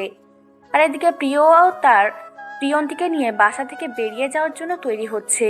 কারণ এখন হসপিটালে গেলে তো আর বাসায় ফেরত আসা হবে না, তাই সে একটু পরেই বেরিয়ে যাবে। যেহেতু আজকের বেরিয়ে গেলে আর বাসায় আসা হবে না, তাই একটু সব কিছু ঠিকঠাক করে তারপর বাসা থেকে বেরিয়ে যাবে। কারণ এই মেয়েটার মায়ায় পড়ে গিয়েছে প্রিয়। নিজেও জানে না কেন প্রিয়ন্তীর সাথে এরকম করতেছে। প্রিয়ন্তী চুপচাপ বসে আছে একা একা, কোনো কথা বলছে না, কান্না করতেছে। তার কান্না করা ছাড়া কিছুই করার নেই। লুকিয়ে লুকিয়ে কান্না করতেছে, চোখের পানি লুকিয়ে মুছে ফেলতেছে। যদি প্রিয় দেখতে পায় তাহলে আবার কি থেকে কি বলবে। আজকে তার জন্য তার বাবার এরকম একটা ভয়াবহ পরিস্থিতির শিকার হচ্ছে। যদি আজকে প্রিয়র সাথে দেখা না হতো, তার সাথে পরিচয় না হতো, তার সাথে এরকম একটা সম্পর্ক তৈরি না হতো, তাহলে আজকে এরকম একটা পরিস্থিতির শিকার হতে হতো না। প্রিয়ন্তী তো এখান থেকে পালিয়ে যেতে পারবে না, কারণ শহরের অলিগলি কিচ্ছু জানে না, কোথা থেকে কোথায় চলে যাবে। আর শহরের মানুষ খারাপ, কোনো খারাপ লোকের পাল্লায় পড়ে কোন খারাপ লোকের পাল্লায় চলে যায়। প্রিয়ন্তী ভয়ে একদম নিশ্চুপ হয়ে আছে। প্রিয়ন্তীকে নিয়ে প্রিয় বেরিয়ে পড়ল। কিছুক্ষণের মধ্যে তারা চলে আসলো হসপিটালে। প্রিয়ন্তী এক দৌড় দিয়ে তার বাবার কেবিনের সামনে চলে গেল। কেবিনে গিয়ে দেখে তার বাবা ঘুমিয়ে পড়েছে, আর তার পাশে একটা নার্স বসে আছে। প্রিয়ন্তী কোনো শব্দ করল না। এখন শব্দ করলে তার বাবার ঘুম ভেঙে গেলে আর ঘুম হবে না। তার বাবা যে কত রাত ঘুমায় না, আজকে ঘুমাচ্ছে। প্রিয়ন্তী চুপচাপ সেখানে দাঁড়িয়ে তার বাবার দিকে কিছুক্ষণ তাকিয়ে থাকলো, তারপর রুম থেকে বেরিয়ে আসলো। কি হলো? এখনো টেনশন আছে নাকি টেনশন কমে গিয়েছে? কোনো কথা না বলে চুপচাপ সেখানে দাঁড়িয়ে আছে। আর হঠাৎ করে প্রিয় এসে এভাবে কথা বলেছে, সে ভয় পেয়ে গিয়েছে একটু। কি হলো? কোনো কথা বলছো না, ব্যাপার কি? কোনো সমস্যা হয়েছে নাকি সবকিছু ঠিকঠাক আছে? বললাম না টেনশন করতে হবে না। অযথা টেনশন করে কি হবে? যেটা বলেছি সেটাই হবে। আপনাকে ধন্যবাদ আমার বাবাকে এত তাড়াতাড়ি এত ভালো একটা পজিশনে নিয়ে আসার জন্য। আমি তো কল্পনাও করতে পারতেছি না যে আমার বাবা ঘুমিয়ে গিয়েছে। কয়েকদিনের মধ্যে সুস্থ হয়ে যাবে, সমস্যা নাই। আর তুমি বিয়ের জন্য নিজেকে প্রস্তুত করো, কারণ দেখো তোমাকে তো তোমার জীবন নিয়ে ভাবতে হবে। তোমার বাবা তো ঠিক হয়ে যাবে, তাকে নিয়ে টেনশনের কিছু নেই। আমি কথা দিয়েছি তো, তাই না? আর আমাকে বিয়ে করলে সমস্যা কি? সমস্যা হচ্ছে আমরা গরিব, আপনারা বড়লোক। আপনাদের সাথে আমাদের যায় না। আমরা আপনাদের সোসাইটি মেনটেন করতে পারবো না। আপনার অনেক সমস্যা হবে আমার জন্য। আমি কখন বললাম আমার সমস্যা হবে? আমার তো কোনো সমস্যা হবে না। আমি যদি আমার বউকে আমার মতো সবকিছু দেখাশোনা করি, তাহলে ওনাদের সমস্যা হওয়ার কথা নয়। এটা আপনার দৃষ্টিতে, কিন্তু অন্যের দৃষ্টিতে এটা কখনোই মেনে নেওয়া সম্ভব না। কারণ আপনার বোন, আপনার দুলাভাই, তারা কখনোই আমাকে মেনে নেবে না। আর সব থেকে বড় কথা হলো যে আমি আপনাকে বিয়ে করব না। আচ্ছা, বিয়ে করবে না সেটা ঠিক আছে। তাহলে তোমার বাবা এই অবস্থায় শেষ মনে করো। এখন ভাবতে পারো যে জোর করে করতেছি। এখন জোর করে বিয়ে করতে হচ্ছে কারণ তোমাকে তো বুঝিয়ে আমি বোঝাতে পারতেছি না। কেন আপনি আমার সাথে এরকম করতেছেন আমি বুঝতে পারতেছি না। কেন আমাকে এভাবে জোর জবরদস্তি করতেছেন? আমি কি ভুল করেছি বলুন তো? তুমি কোনো ভুল করনি। ভুল করেছে তোমার এই মায়াবী চেহারাটা, যেটা আমাকে এতটা আকর্ষণ করেছে। আমি এই মায়াবী চেহারাটাতে নিজেকে বন্দি করে ফেলেছি, সেখান থেকে বের হতে পারতেছি না। আমাকে কিসের জন্য বিয়ে করতে হবে? এই শহরে কত সুন্দরী মেয়ে আছে, তাদের এক একজনকে বিয়ে করে নেন। আমাকে বিয়ে করে আপনি কখনো শান্তিতে থাকতে পারবেন? এখন আপনাকে আপনার সোসাইটির কথা শুনতে হবে। বারবার এক কথা শুনতে ভালো লাগে না, বুঝতে পারছেন? যদি আমার কথা বুঝতে না পারেন তাহলে আপনার সাথে তো আমার একটু ঘাড়তেরামি করতে হয়। আপনার বাবাকে তাহলে আপনি বাঁচাতে পারবেন না, কথাটা মাথায় রাখেন। যদি আপনি আমাকে জোর জবরদস্তি করে বিয়ে করতে চান, করতে পারেন। আমি তো এখানে কিছু বলতে পারবো না, কারণ আপনি আমার দুর্বল জায়গাতে আঘাত করতেছেন। কিন্তু একটা কথা মাথায় রাখবেন, আপনি আমার দেহ প্রতি রাতেই ভোগ করতে পারবেন, কিন্তু আমাদের মনটা কখনোই জয় করতে পারবেন না। সেটা বিয়ের পর দেখা যাবে। দেখবে যে তুমি একদিন আমার জন্য কান্না করবে, কথাটা মাথায় রেখো। আর তুমি আমাকে কাছে পাওয়ার জন্য ছটফট করবে। আমি একটু দূরে গেলে তুমি আমাকে বারবার ফোন করে তোমার কাছে যেতে বলবে। এটা শুধু আপনার কল্পনায়, এটা কখনোই হবে না। কথাটা মাথায় রাখবেন, বুঝলেন? এটা শুধু আপনার কল্পনা, বা আপনার মনের ভেতর এই কল্পনা কখনো সত্যি হবে না। আচ্ছা, সেটা পরে দেখা যাবে। আজকে আমি সবকিছু ঠিকঠাক করতেছি, রাতে আমরা বিয়ে করতেছি। নিজেকে প্রস্তুত করেন। আর যদি একটু কোনোরকম পালানোর চেষ্টা করেন তাহলে আপনার বাবা তো শেষ, কথাটা মাথায় রাখবেন। যদি আপনার বাবাকে ভালোবাসেন তাহলে বিয়ের জন্য রাজি হয়ে যান। কথাটা বলে প্রিয় সেখান থেকে চলে গেল। প্রিয়ন্তী সেখানে বসে কান্না করা শুরু করে দিল। তার কান্না করা ছাড়া কিছু করার নেই, কারণ এখানে তার বাবাকে নিয়ে এসেছে, এসে বিপদে পড়ে গিয়েছে।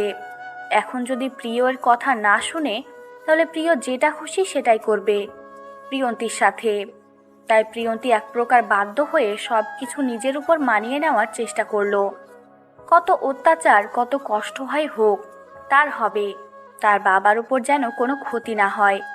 প্রিয়ন্তী নিজেকে অনেকভাবে বুঝিয়ে নিল যে যেটা হয় হবে। তার যতই কষ্ট হোক, তার বাবার যেন কোনো কষ্ট না হয়। তিনি যেন ঠিক থাকে, সুস্থ সবলভাবে যেন এই পৃথিবীতে বেঁচে থাকতে পারে। আর এদিকে প্রিয় ভাবতেছে তার আপুকে কথাটা জানাবে কিনা, জানানো ঠিক হবে কিনা। যদি না জানিয়ে বিয়ে করে, একটা মাত্র বোন, অভিমান করলে অভিমান ভাঙাতে আরও 1 মাস লেগে যাবে। এর থেকে জানিয়ে বিয়ে করাটাই ভালো হবে।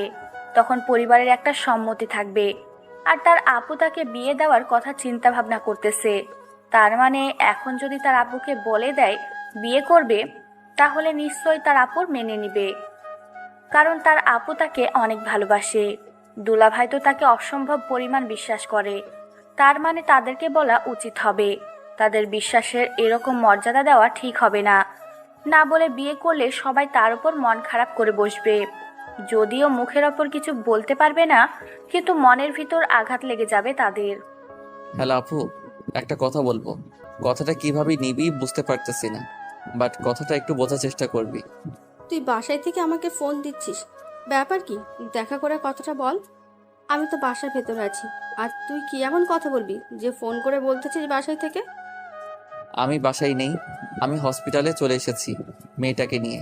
আর কথা হচ্ছে, মেয়েটাকে তোর কেমন লেগেছে? তা শুধু বলে দিচ্ছি, মেয়েটাকে আমি বিয়ে করতে চাই। কি বলছিস এসব আবল তাবল কথা? মাথা ঠিক আছে? মেয়েটাকে বিয়ে করতে চাচ্ছিস মানে? মেয়েটা কে, তার পরিচয় কি, আমরা কিচ্ছু জানি না। তুই বলে আমরা তোর সাথে ওই মেয়েটার বিয়ে দিয়ে দেবো, নাকি আমরা খোঁজ খবর নিব না? আমি বুঝতে পারতেছি তোর কথাটা, একজন বোন হিসেবে তোর সে দায়িত্বটা আছে ভাইয়ের কোথায় বিয়া দিবি খোঁজ খবর নেওয়া। কিন্তু আল্লাহর রহমতে আমাদের কিন্তু টাকা পয়সার অভাব নেই, আমার শুধু ভালোবাসার অভাব, আর তুই সেটা ভালো করে জানিস। আমি যদি এই মেয়েটাকে বিয়ে করি, আমি বলতেছি আমি অনেক সুখে থাকতে পারবো। এখন তুই আমার সুখ চাবি নাকি টাকা পয়সা? অবশ্যই আমি আমার ভাইয়ের জন্য সুখটা চাইবো। টাকা পয়সা তো কত আসবে কত যাবে। টাকা পয়সা দিয়ে আমি কি করব যদি আমার ভাইটার সুখ থাকে? বললাম তো ভালো থাকতে পারে, তাই বলতেছি এটা নিয়ে বেশি কথা না বলাই ভালো হবে। আর মেয়েটাকে তুই মেনে নিতে পারবি কিনা সেটা বল। তুই দুলাভাইয়ের সাথে কথা বল এই বিষয় নিয়ে। আজকে রাতেই বিয়ে করতেছি, যদি তোর মতামত হ্যাঁ সম্মতি দিস তাহলে তো কোনো কথাই নেই, আর না সম্মতি দিলে আমি আলাদা ফ্ল্যাটে উঠবো। আচ্ছা, আমি তো দুলাভাইয়ের সাথে কথা বলে তোকে জানাচ্ছি। তুই আলাদা ফ্ল্যাটে কেন উঠবি? আমাদের পছন্দ অপছন্দ কোনো কারণ না। তুই মেয়েকে নিয়ে বাসায় থাকবি, আমি তার সাথে কথা বলে বিয়ের কার্যক্রম শুরু করতেছি। তুই মেয়েটাকে নিয়ে সন্ধ্যার দিকে চলে আসিস, আমরা সবকিছু ঠিকঠাক করে বিয়েটা করিয়ে দেব। আমার লক্ষ্মী আপু, তাহলে এখন ফোনটা রাখতেছি, আর কাউকে জানানোর প্রয়োজন নেই। বিয়ে ঘরোয়াভাবে হবে, কোনো আয়োজন হবে না। যখন আয়োজন করার সময় আসবে তখন আমি বলবো, তখন আয়োজন করে বিয়ে হবে। আর আমাদের তো তেমন কোনো আত্মীয় স্বজন নিয়ে যাদেরকে না থাকলেই নয়, এরকম তো কেউ নেই, তাই না? কি বলছিস? মেয়ের বাড়ি কেউ থাকবে না? একা তোকে বিয়ে করবে? আমি বুঝতে পারছি না। তুই কি মেয়েটাকে জোর করে বিয়ে করতেছিস নাকি? আমি তো তোর কোনো কথাই বুঝতে পারছি না। তোকে কোনো কিছু বুঝতে হবে না, এখন তোকে যেটা করতে বলতেছি তুই সেটা কর। আমি এখন ফোনটা রাখছি, আমার কাজ আছে অনেক। কথাটা বলে ফোনটা রেখে দিল প্রিয়। আর এদিকে প্রিয়সী ভাবতেছে তার ভাইয়ের আবার কি হলো, হঠাৎ করে বিয়ের কথা বলতেছে। গতকাল প্রিয়সী যখন বলল যে তাকে বিয়ে করিয়ে দিবে, তখন বলল যে এখন বিয়ে করবে না, তার নাকি এখন বিয়ে করার সময় হয়নি। আর এই মেয়েটার মাঝে এমন কি দেখতে পেল? মেয়েটা তো অনেক ভালোই ছিল, মনে মনে ভাবছিল এসব কথা প্রিয়সী। তারপর হঠাৎ করে শব্দ হলো, কেউ বাইরে এসেছে। প্রিয়সী বাহিরে এসে দেখে মাহিন, আর মাহিনকে দেখে প্রিয়ন্তী মাহিনকে জড়িয়ে ধরল। মাহিন প্রিয়সীর হাতে আইসক্রিম চকলেট ধরিয়ে দিয়ে বলল যে গোসল করবে এখন। তাই প্রিয়সী কোনো কথা বলল না, চুপচাপ সেখানে বসে চকলেট আইসক্রিম খেতে শুরু করলো। মাহিন গোসল দিয়ে তারপর প্রিয়সীর পাশে এসে বসে পড়ল। কি হলো, রাগ করেছো নাকি? এখনো রাগ আছে? আর এরকম আবদার করার কি দরকার ছিল? এই সময় কিছুদিন পর তো আমাদের বাবু ভূমিষ্ঠ হবে। খুব ইচ্ছে করতেছিল খাওয়ার জন্য, তার জন্য আবদার করলাম। আর আমার ইচ্ছেগুলো তুমি পূরণ করতে এত কেন ভাবো বুঝি না। সামান্য একটু তো খাবো, বেশি তো আর খাবো না, তাই না? আমি তোমাকে ভালোভাবে চিনি, তুমি সামান্য খাওয়ার মানুষ না। তোমার তো এখন সবকিছুই শেষ হয়ে যাবে, আমি সেটা ভালো করে জানি। আজকে লাস্ট, এরপর থেকে আর কখনো আইসক্রিম খেতে পারবে না কিন্তু। আচ্ছা, যেটা বলবে সেটাই হবে এখন। এসব কথা বাদ দাও। এখন তোমাকে একটা কথা বলবো, সেই কথাটা মনোযোগ দিয়ে শোনো। আচ্ছা বলো, কি এমন কথা? তোমার সব কথাই তো ইম্পর্টেন্ট, এখন বলো কি আবার নতুন ইম্পর্টেন্ট কথা? তোমার মাথায় ঘুরপাক খাচ্ছে, কি লাগবে গো? আমার কিচ্ছু লাগবে না, আপনার শালাবাবুর বউ লাগবে। আর তখন বললাম না, একটা মেয়েকে নিয়ে এসেছে, সেই মেয়েটাকে বিয়ে করতে চাচ্ছে। এখন আমাকে ফোন করে জানালো, আর যদি আমরা সম্মতি না দিই তাহলে আজকে রাতে বিয়ে করবে, আর না দিলে বিয়ে করবে, কিন্তু এই বাসায় থাকবে না, অন্য বাসায় থাকবে। কি বলছো? মাথা ঠিক আছে? বিয়ে করবে আর এই কথা তুমি আমাকে এখন জানাচ্ছ? তাহলে বিয়ের আয়োজন শুরু করে দেই। মেয়ের বাসায় চলে গিয়ে মেয়েকে দেখে আসি, তারপর বাসায় কথা বলে সবকিছু ঠিকঠাক করি। সবকিছু ঠিকঠাক আছে, আজকে রাত্রে বিয়ে, আর আমাদের বাসায় বিয়ে হবে ঘরোয়াভাবে, কোনো আত্মীয় স্বজন থাকবে না। তোমাদের বাসার লোকজন মানে আমার শ্বশুর শাশুড়ি থাকবে, আর কেউ থাকবে না, ঘরোয়াভাবে বিয়েটা হচ্ছে। এইসব কি কথা বলতেছো? মাথা ঠিক আছে তোমার? উল্টা পাল্টা কথা বলো কিসের জন্য? ঘরোয়াভাবে কিচ্ছু হবে না, আমাদের একমাত্র ভাইয়ের বিয়ে হবে, তা আবার ঘরোয়া হবে? এটা কেমনে কি? আমি এটা মেনে নিতে পারতেছি না। তুমি তো প্রিয়কে ভালো করে চিনো, ও যেটা বলে সেটাই করে। আর মেয়েটা গরিব ঘরের মেয়ে, তার বাবার চিকিৎসা করতেছে প্রিয় নিজেই। আমাদের সোসাইটির কেউ যদি জানতে পারে এই কথাটা, তখন আমাদের কি বলবে? তুমি একটু ভেবে দেখো, আমরা কোথাও মুখ দেখাতে পারবো না। আমি বুঝতে পারছি না তুমি এইরকম মুড নিয়ে থাকো কিসের জন্য। এরকম মাইন্ডে চিন্তা ভাবনা করলে হবে? আমার ভাই যেখানে সুখ খুঁজে পেয়েছে আমি সেই মেয়েকে আমার ভাইয়ের সাথে বিয়ে দেব। তোমার সমস্যা আছে? আমার আবার সমস্যা কিসের? তোমার ভাই তোমার যা ইচ্ছা তাই করতে পারো, তাই বলে সোসাইটির কথা চিন্তা ভাবনা করবে না, এটা কোনো কথা হইলো? আচ্ছা, তুমি প্রিয়কে তো চেনো ভালো করেই। তুমি কথা বলো, সাহস থাকলে বলো যে সোসাইটির কথা একটু চিন্তা ভাবনা করো। সোসাইটিতে আমরা যদি থাকি, সোসাইটি নতুনভাবে তৈরি করতে পারবো। যে আমাদেরকে বুঝতে পারবে না তাকে আমাদের সোসাইটিতে রাখলাম না। আচ্ছা, তোমার যেটা ভালো হয় সেটা করো, আমি এখানে কিছু বলতে পারবো না। পরে কোনো ঝামেলা হলে আমি এসবের মধ্যে নেই, আগেই বললাম। আমার মতামতের কিচ্ছু যায় আসে না। আমি মত দিচ্ছি যে বিয়ে দিয়ে দাও, পরে যদি মেয়ে নিয়ে কোনো সমস্যা তৈরি হয় আমি সেখানে যাব না। আচ্ছা, তুমি তোমার মতামত দিচ্ছ, এখন চুপ করে থাকো। তুমি তোমার দিকটা দেখো। আমার ভাই কি করবে তার জীবন সে নিজে চালাতে পারবে। আমি চাই না আমাদের এই ক্ষুদ্র ঝগড়াঝাটির জন্য আলাদা হয়ে যায়। তাহলে আমি ব্যবস্থা করতেছি, কারণ বিয়ে বলে কথা, একটু হলেও তো আয়োজন করতে হবে। আর শোনো, তোমার বাবা মাকে ফোন করে তাড়াতাড়ি আসতে বলো, কারণ এখানে দেখাশোনার একটা ব্যাপার আছে। তারা আমাদের গার্জিয়ান। তারা যদি আমাদের সবকিছু মেনটেন করতে বলে সেইভাবে সবকিছু করব। আচ্ছা, আমি বাবাকে ফোন করে বলতেছি, তারা চলে আসবে, সমস্যা নেই। কিন্তু একটা কথা শোনো, মেয়েটাকে দেখতে কেমন? আমি তো মেয়েটাকে দেখিনি। মেয়েটা অনেক সুন্দর আর আমাদের পরিবারের সবার সাথে খুব সুন্দর মানাবে। আমি তার জন্য রাজি হয়েছি। আর কি বলবো, প্রিয়র সাথে মেয়েটাকে যেটা মানাবে না, পুরো অস্থির। আচ্ছা, তাহলে তুমি এদিকটা দেখাশোনা শুরু করে দাও, আমি বাইরের কাজগুলো দেখাশোনা করতেছি। হালকা পাতলা হলেও তো একটু আয়োজন করতে হবে। প্রিয় যেহেতু কোনো অনুষ্ঠান করবে না, তাকে সারপ্রাইজ দেওয়ার চেষ্টা করি অন্তত। আচ্ছা, তাহলে আর এখানে বসে গল্প করা যাবে না। আমি তো ভারী কাজ করতে পারবো না, তাই তুমি বাসার কাজের লোক নিয়ে আসো। তোমার কোনো যদি পরিচিত কেউ থাকে যারা কাজ করে, তাদেরকে ফোন করে বলো আমাদের বাসায় এসে সুন্দর করে একটু পরিপাটি করে গুছিয়ে রাখো। আচ্ছা, থাকো তাহলে তুমি। এদিকে তোমার ভাইয়ার সাথে তুমি কথা বলো, আর আমি দেখি কি করা যায়। তুমি তোমার ভাইয়াকে বলো, মানে আমার শালাকে বলো যে তাড়াতাড়ি যেন চলে না আসে, একটু লেট করেও যেন আসে, আমরা হাতে যেন সময় পাই। কথাটা বলে মাহিন বেরিয়ে পড়ল, কারণ তার এখন অনেক কাজ আছে আর কাজগুলো করতে হবে। বিয়ে বলে কথা, আর অনেক দিন পরে বাসায় বিয়ে হচ্ছে, তার মানে তাকে তো নিজ হাতে সব দায়িত্ব পালন করতে হবে। মাহিন তার বাবাকে ফোন করে বলল তার মাকে নিয়ে যত দ্রুত সম্ভব এখানে চলে আসার জন্য। তার বাবা মাকে বলে দিয়ে বাকি কাজের লোকদের খোঁজাখুঁজি করতে লাগলো। সবাইকে খুব দ্রুত ম্যানেজ করে নিতে পারলো, কারণ তারা এখানে অনেক দিন ধরে আছে আর অনেক পরিচিত মানুষ আছে যাদেরকে বিনামূল্যে সেবাদান করে তারা। এদিকে প্রিয় আর প্রিয়ন্তী দুজনে বসে আছে একসাথে, আর প্রিয়ন্তী বারবার তার বাবার কাছে যেতে চাচ্ছে, কিন্তু প্রিয় তার বাবার কাছে তাকে যেতে দিচ্ছে না। দেখো, এখন যদি তুমি তোমার বাবার কাছে যাও তাহলে কান্না করবে, এটা করব ওটা পড়বে, তার ঘুম ভেঙে গেল, তার সমস্যা হবে। আমি চাই না তার সুস্থ হতে বেশি সময় লাগুক। আমি বলেছি তো আমি এরকম কোনো কিছু করব না। আমি আমার বাবার পাশে বসে থাকবো, বা সেখানে আমি একটু নিজেকে কন্ট্রোল করব, কারণ আমার মন মানসিকতা বলতে কিছু আছে।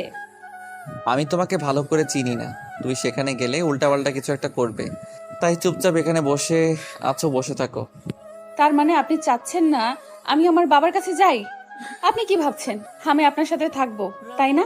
দেখেন, একটা মানুষের মতের বিরুদ্ধে গিয়ে তাকে বিয়ে করতেছে, অন্তত তাকে হালকা একটু স্বাধীনতা দেন।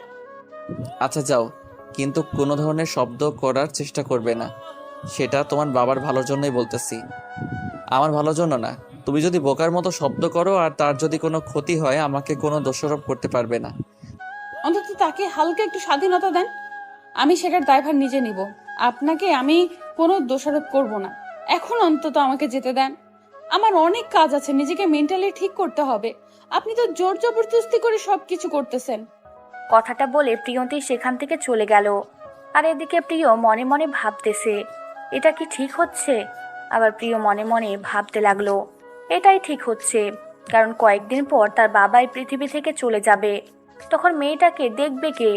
সমাজের যেখানে যাবে সেখানেই হয়তো বা বাজে অফার পাবে। শেষ পর্যন্ত কোনো উপায় না পেয়ে পতিতালয় চলে যাবে।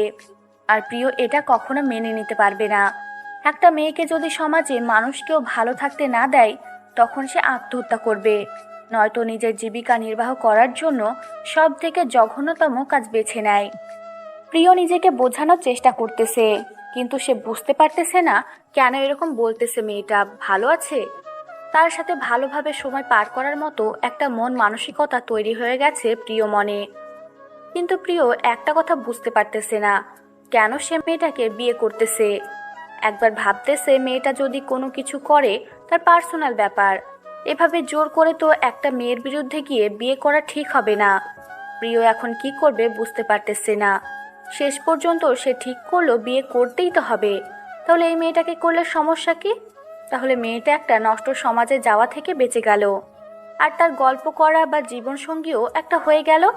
প্রিয় মনে মনের কথাগুলো ভাবতেছিল, হঠাৎ করে তার ফোনটা বেজে উঠল। হ্যালো ভাইয়া, আমরা এই দিকটা সবকিছু ঠিকঠাক করতেছি। তুই মেয়েটাকে নিয়ে কখন চলে আসবি বাসায়? আমি এখন বাসায় যাচ্ছি না, আমার যেতে দেরি হবে। তুই বাসায় দেখাশোনা কর সব কিছু, আমার একটু লেট হবে। তুই কি মেয়েটাকে জোর করে বিয়ে করতেছিস নাকি? মেয়েটার বিয়েতে মত আছে? দেখ, একটা মেয়ের বিরুদ্ধে গিয়ে কোনো কিছু করা ঠিক না। আমাকে দেখে কি মনে হয় আমি কাউকে জোর জবরদস্তি করে বিয়ে করতে পারি? আমি কি সেই রকম ছেলে? আমাকে দেখে কি ভণ্ড মনে হয় তোর? আমি তোকে সেটা বলতেছি না, আমি তোকে এমনিতে জিজ্ঞেস করলাম যে একটা মেয়ের বিরুদ্ধে গিয়ে তাকে বিয়ে করা ঠিক না। আচ্ছা হইছে, তোকে আর জ্ঞান দিতে হবে না। আমি আমার ভালো বুঝি কাকে বিয়ে করতে হবে না করতে হবে। আর দুলাভাই কি বললো তোকে? তার সমস্যা বলতে সোসাইটির কথা একটু বললো, যে সোসাইটির লোকেরা কি বলবে, কোথাও গিয়ে যদি তাদেরকে কথা শুনতে হয়, ইত্যাদি ইত্যাদি। এইসব নিয়ে তুই টেনশন করিস না, পরে আমি বুঝিয়ে বলছি, মেনে নিয়েছে। আচ্ছা সমস্যা নেই, আমি আলাদা বাসায় থাকবো, তোদেরকে কোনো ডিস্টার্ব করব না। কারণ হয়তো আমার বউয়ের জন্য দুলাভাইয়ের সমস্যা হতেই পারে, কারণ তিনি তো বড় মাপের একজন ডক্টর। এসব কি বলছিস তুই? তোর দুলাভাই তারপরে সব কিছু মেনে নিয়েছে, এসব নিয়ে তোকে কোনো কিছু বলতে হবে না। আমি তোর দুলাভাইয়ের সাথে কথা বলবো। তুই আলাদা বাসায় থাকবি কিসের জন্য? আমাদের সাথে থাকবি তুই তোর বউকে নিয়ে। আচ্ছা, আমি দুলাভাইয়ের সাথে কথা বলে দেখবো, তাও যদি সমস্যা থাকে তাহলে আলাদা বাসায় থাকতে হবে। আমি চাই না আমার জন্য তোর সংসারে তোর সাথে কোনো ইফেক্ট পড়ুক, কারণ আমার জন্য আমার বোনের উপর ইফেক্ট পড়বে, আমি সেটা মেনে নিতে পারবো না। আরে তুই পাগল নাকি? এসব কথা বলা বন্ধ কর তো। আমি তোকে যেটা বলছি তুই সেটা কর। তুই মেয়েটাকে নিয়ে চলে আয়, আমরা সব বন্দোবস্ত করছি। আচ্ছা তাহলে তুই থাক, আমি আমার এদিকের কাজগুলো শেষ করি। আর কাজগুলো শেষ করতে বেশি দেরি হয়ে যাবে, আজকে রাত 10টা-11টার দিকে বাসায় ফিরবো মনে হচ্ছে। এদিকের কাজগুলো শেষ করব, তারপর তোকে ফোন করে জানাবো যখন বেরিয়ে পড়বো। কথাটা বলে ফোনটা রেখে দিল প্রিয়। তারপর সামনে তাকিয়ে দেখে প্রিয়ন্তী দাঁড়িয়ে আছে। প্রিয় প্রিয়ন্তীকে দেখে অবাক হয়ে গেল, কারণ মেয়েটা তো একটু আগেই তার বাপের কাছে চলে গেল, এখন আবার এখানে ফিরে আসলো। ব্যাপার কি? কোনো সমস্যা হলো না তো আবার? প্রিয় উঠে গিয়ে প্রিয়ন্তীর সামনে দাঁড়িয়ে পড়ল, আর গিয়ে প্রিয়ন্তীর হাত দুটো চেপে ধরল। প্রিয়ন্তী ছলো চোখ নিয়ে প্রিয়র দিকে তাকিয়ে রইল। মনে হচ্ছে মেয়েটা তাকে কিছু বলতে চায়, কিন্তু কিছু বলতে পারতেছে না। হয়তো ভয় পাচ্ছে প্রিয়কে, তার জন্য হয়তো মেয়েটা কিছু বলতে পারতেছে না। আমি বাঘ না ভাল্লুক না যে আমাকে এভাবে ভয় পাবে। মনের ভিতর কোনো কথা থাকলে সেটা প্রকাশ করতেই পারো। আচ্ছা আমাকে বিয়ে না করলে হয় না? আমাকে বিয়ে করতেই হবে? দেখেন আমার বাবা অসুস্থ, তাকে তো আমাকে দেখাশোনা করতে হবে, তাই না? প্লিজ এই মতামতটা চেঞ্জ করেন আপনি। তোকে একটা কথা বলি, মন দিয়ে শোন। এই কথা বাদ দিয়ে অন্য যে কোনো কথা বলতে পারি, সেটা আমি শুনতে রাজি আছি, কিন্তু এই বিয়ের ব্যাপার নিয়ে যদি কোনো মতামত দিছিস তাহলে। তাহলে কি করবেন? মেরে ফেলবেন? মেরে ফেলেন, তাও আমাকে বিয়ে করবেন না প্লিজ। আমি মরে গেলেও শান্তিতে থাকবো, আপনাকে বিয়ে করে শান্তিতে থাকতে পারবো না। আপনার মান সম্মান ধুলোয় মিশে যাবে, আমাকে নিয়ে কোথাও যেতে পারবেন না আপনি। সেটা আমি দেখব, আমার বউকে নিয়ে আমি কোথায় যাব না যাব, সেটাতে কার মাথা ব্যথা করতেছে, কি করতেছে না করতেছে, সেটা দেখে আমার লাভ কি? কারণ হচ্ছে আপনারা বড় লোক, আপনাদের সব কিছু মেনটেন করতে হয়, সোসাইটি মেনটেন করতে হয়, সব কিছু মেনে চলতে হয়। নিয়ম মাফিক থাকলে আপনারা আরো বড় মাপের হতে পারবেন। তোমার এইসব বিষয় নাক গলাতে হবে না। তুমি যদি আমার সঙ্গ দাও তাহলে আমি আরো অনেক উপরে যেতে পারবো। সোসাইটির লোক কেউ আমার সঙ্গে দিবে না। সোসাইটির লোক আমার সাথে সবসময় ভালো সম্পর্ক রাখবে, যাতে করে আমার সাপোর্ট পাই। আর তুমি আমাকে সাপোর্ট দিবে। তোমার সাপোর্টে আমি আরো অনেক দূর যেতে চাই। আপনি আমাকে যতটা বিশ্বাস করতেছেন, আমি সেই বিশ্বাসের মর্যাদা যদি না রাখতে পারি তাহলে কি হবে? আমি আশা করি আমার বিশ্বাসের মর্যাদা রাখবেন। এখন আমাদের বাসায় যেতে হবে। বাসায় বিয়ের কার্যক্রম সবকিছু সম্পন্ন করা হয়েছে, শুধু আমরা দুজন গিয়ে বিয়ের কাজটা করব, ঝামেলা শেষ। আপনি একটাবার ভেবে দেখুন তো, আপনার বাবা যদি অসুস্থ হতো আর আপনার বাবাকে হসপিটালের বেডে রেখে আপনি কি বাসর করতে পারতেন? আমি বলতেছি না বাসর করতে হবে, আমি শুধু বলেছি আমরা বিয়েটা করব। পরে তোমার বাবা যখন সুস্থ হবে, তোমার মনে যখন খুশি, তোমার মনে যখন রং লাগবে, তখন আমরা বাসর করব। একটা মানুষকে এতটা বিশ্বাস করা কিন্তু মোটেও ঠিক না। আমি বলতেছি কারণ আমাকে এত বিশ্বাস করবেন না, আমি বিশ্বাসের মর্যাদা রাখতে পারবো না। আমি যাকে তাকে বিশ্বাস করি না, আর যাকে একবার বিশ্বাস করি তাকে মরার আগ পর্যন্ত বিশ্বাস করি, আর যাকে বিশ্বাস করি না তাকে আমার ত্রিসীমানার ভিতরে আসতে দেই না। আমি যদি ভুল করি কখনো আপনার বিশ্বাসের মর্যাদাটা না রাখতে পারি, তখন তো আমাকেও ছুঁড়ে ফেলে দিবেন। এটাই তো আমার জীবন। যখন কেউ ভুল করে, তার ভুলটা স্বীকার করে, তখন কিন্তু তার উপর রাগ করার মতো কোনো মন মানসিকতা তৈরি হয় না। আপনি এরকম কেন? আমি এত করে বোঝাতে চাচ্ছি, তারপরও আপনি কেন বোঝেন না? না বোঝার ভান করে আমাকে বিয়ে করতে চাচ্ছেন? আমি এত কিছু বলতে পারতেছি না, শুধু একটা কথা বলতে চাই, আমি আপনাকে বিয়ে করতেছি, আপনার সাথে সারা জীবনটা পার করতে চাই। একজন বিশ্বাসী সঙ্গী হবেন আপনি, এটা আপনার উপর আমার ভরসা আছে। আর যদি আমি সেটা করতে না পারি তখন কি হবে? আর আমার মনে হচ্ছে আমি সেটা পালন করতে পারবো না, কারণ আমি একজন মানুষ। মানুষ মানেই ভুল করবে, এটাই স্বাভাবিক। মানুষ যে ভুল করবে না এরকম কিছু না। ভুল করে যদি তুমি তোমার ভুলটা স্বীকার করো, তাহলে হয়তো আমি তোমাকে দ্বিগুণ ভালোবেসে ফেলবো আরো। আপনি এক নারীতে আসক্ত, আমি বিশ্বাস করতে পারতেছি না।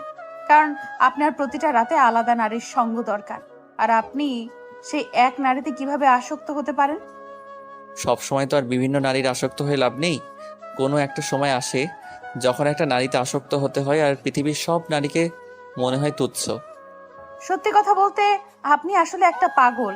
আর আমি কি বলবো, আমি গরিব ঘরের মেয়ে, আপনি আমাকে জোর জবরদস্তি করে বিয়ে করেছেন। আমি কখনোই চাইতাম না আমার স্বামীর চরিত্র এরকম থাকবে আর আমি তাকে বিয়ে করব। আমি সবসময় চাইতাম আমার স্বামীর ন্যায় পরায়ণ হবে, কিন্তু কপাল দেখেন আমার। কেন, তুমি কি আমাকে ভালো করতে পারবে না? তুমি তো চাইলে আমাকে তোমার মনের মতো গড়ে তুলতে পারো, কারণ আমি ভালোবাসার কাঙাল। এত বড় হয়েছি, ভালোবাসা কাকে বলে পাইনি। আমার তো বিশ্বাস হয় না আপনি আমাকে ভোলানোর জন্য এটা বলতেছেন, কারণ আপনার মতো বড় লোকের বেটা এখন পর্যন্ত কোনো ভালোবাসা পায়নি বা কোনো নারীর সঙ্গ পায়নি, এটা তো আমি মানতে পারতেছি না। নারী সঙ্গ পাইনি বলতে এটা ভুল হবে, কিন্তু ভালোবাসাটা পাইনি, কিন্তু ভালোবাসার মানুষ কখনো হতে পারিনি। এই প্রথম কোনো নারীকে আমি ভালোবেসে আসক্ত হয়েছি, তার চেহারার মায়া, কাজল কালো চোখে আমার ভালোবাসা দেখতে পেয়েছি। আমার থেকে এখনো অনেক সুন্দরী রমণী আছে, আপনি চাইলে কিন্তু আমার থেকে দ্বিগুণ সুন্দরী রমণীকে বিয়ে করতে পারেন। তাহলে আমাকে কেন? সবাই তো আর তোমার মতো করে ভালোবাসতে পারবে না, কারণ সবাই টাকার জন্যই আমার কাছে আসে। টাকা দিলে তারা আমার সাথে থাকে, টাকা না দিলে আমাকে ছুঁড়ে ফেলে দেয়, কখনো ভালোবাসে না।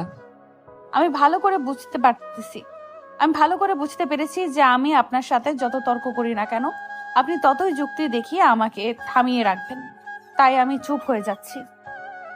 আচ্ছা, এখন চলো আমরা আমাদের বাসায় যাইবো, আর কাজটা শেষ করে দরকার হলে আবার হসপিটালে ফিরে আসবো, সমস্যা নেই। আর আঙ্কেলের অবস্থা খুবই ভালো চলতেছে, খুব তাড়াতাড়ি সুস্থ হয়ে যাবে আমার মনে হচ্ছে। আমি যে বিয়ে করতেছি, আমার বাবার অনুমতি নেওয়া উচিত ছিল। তাকে না জানিয়ে আমি বিয়ে করব।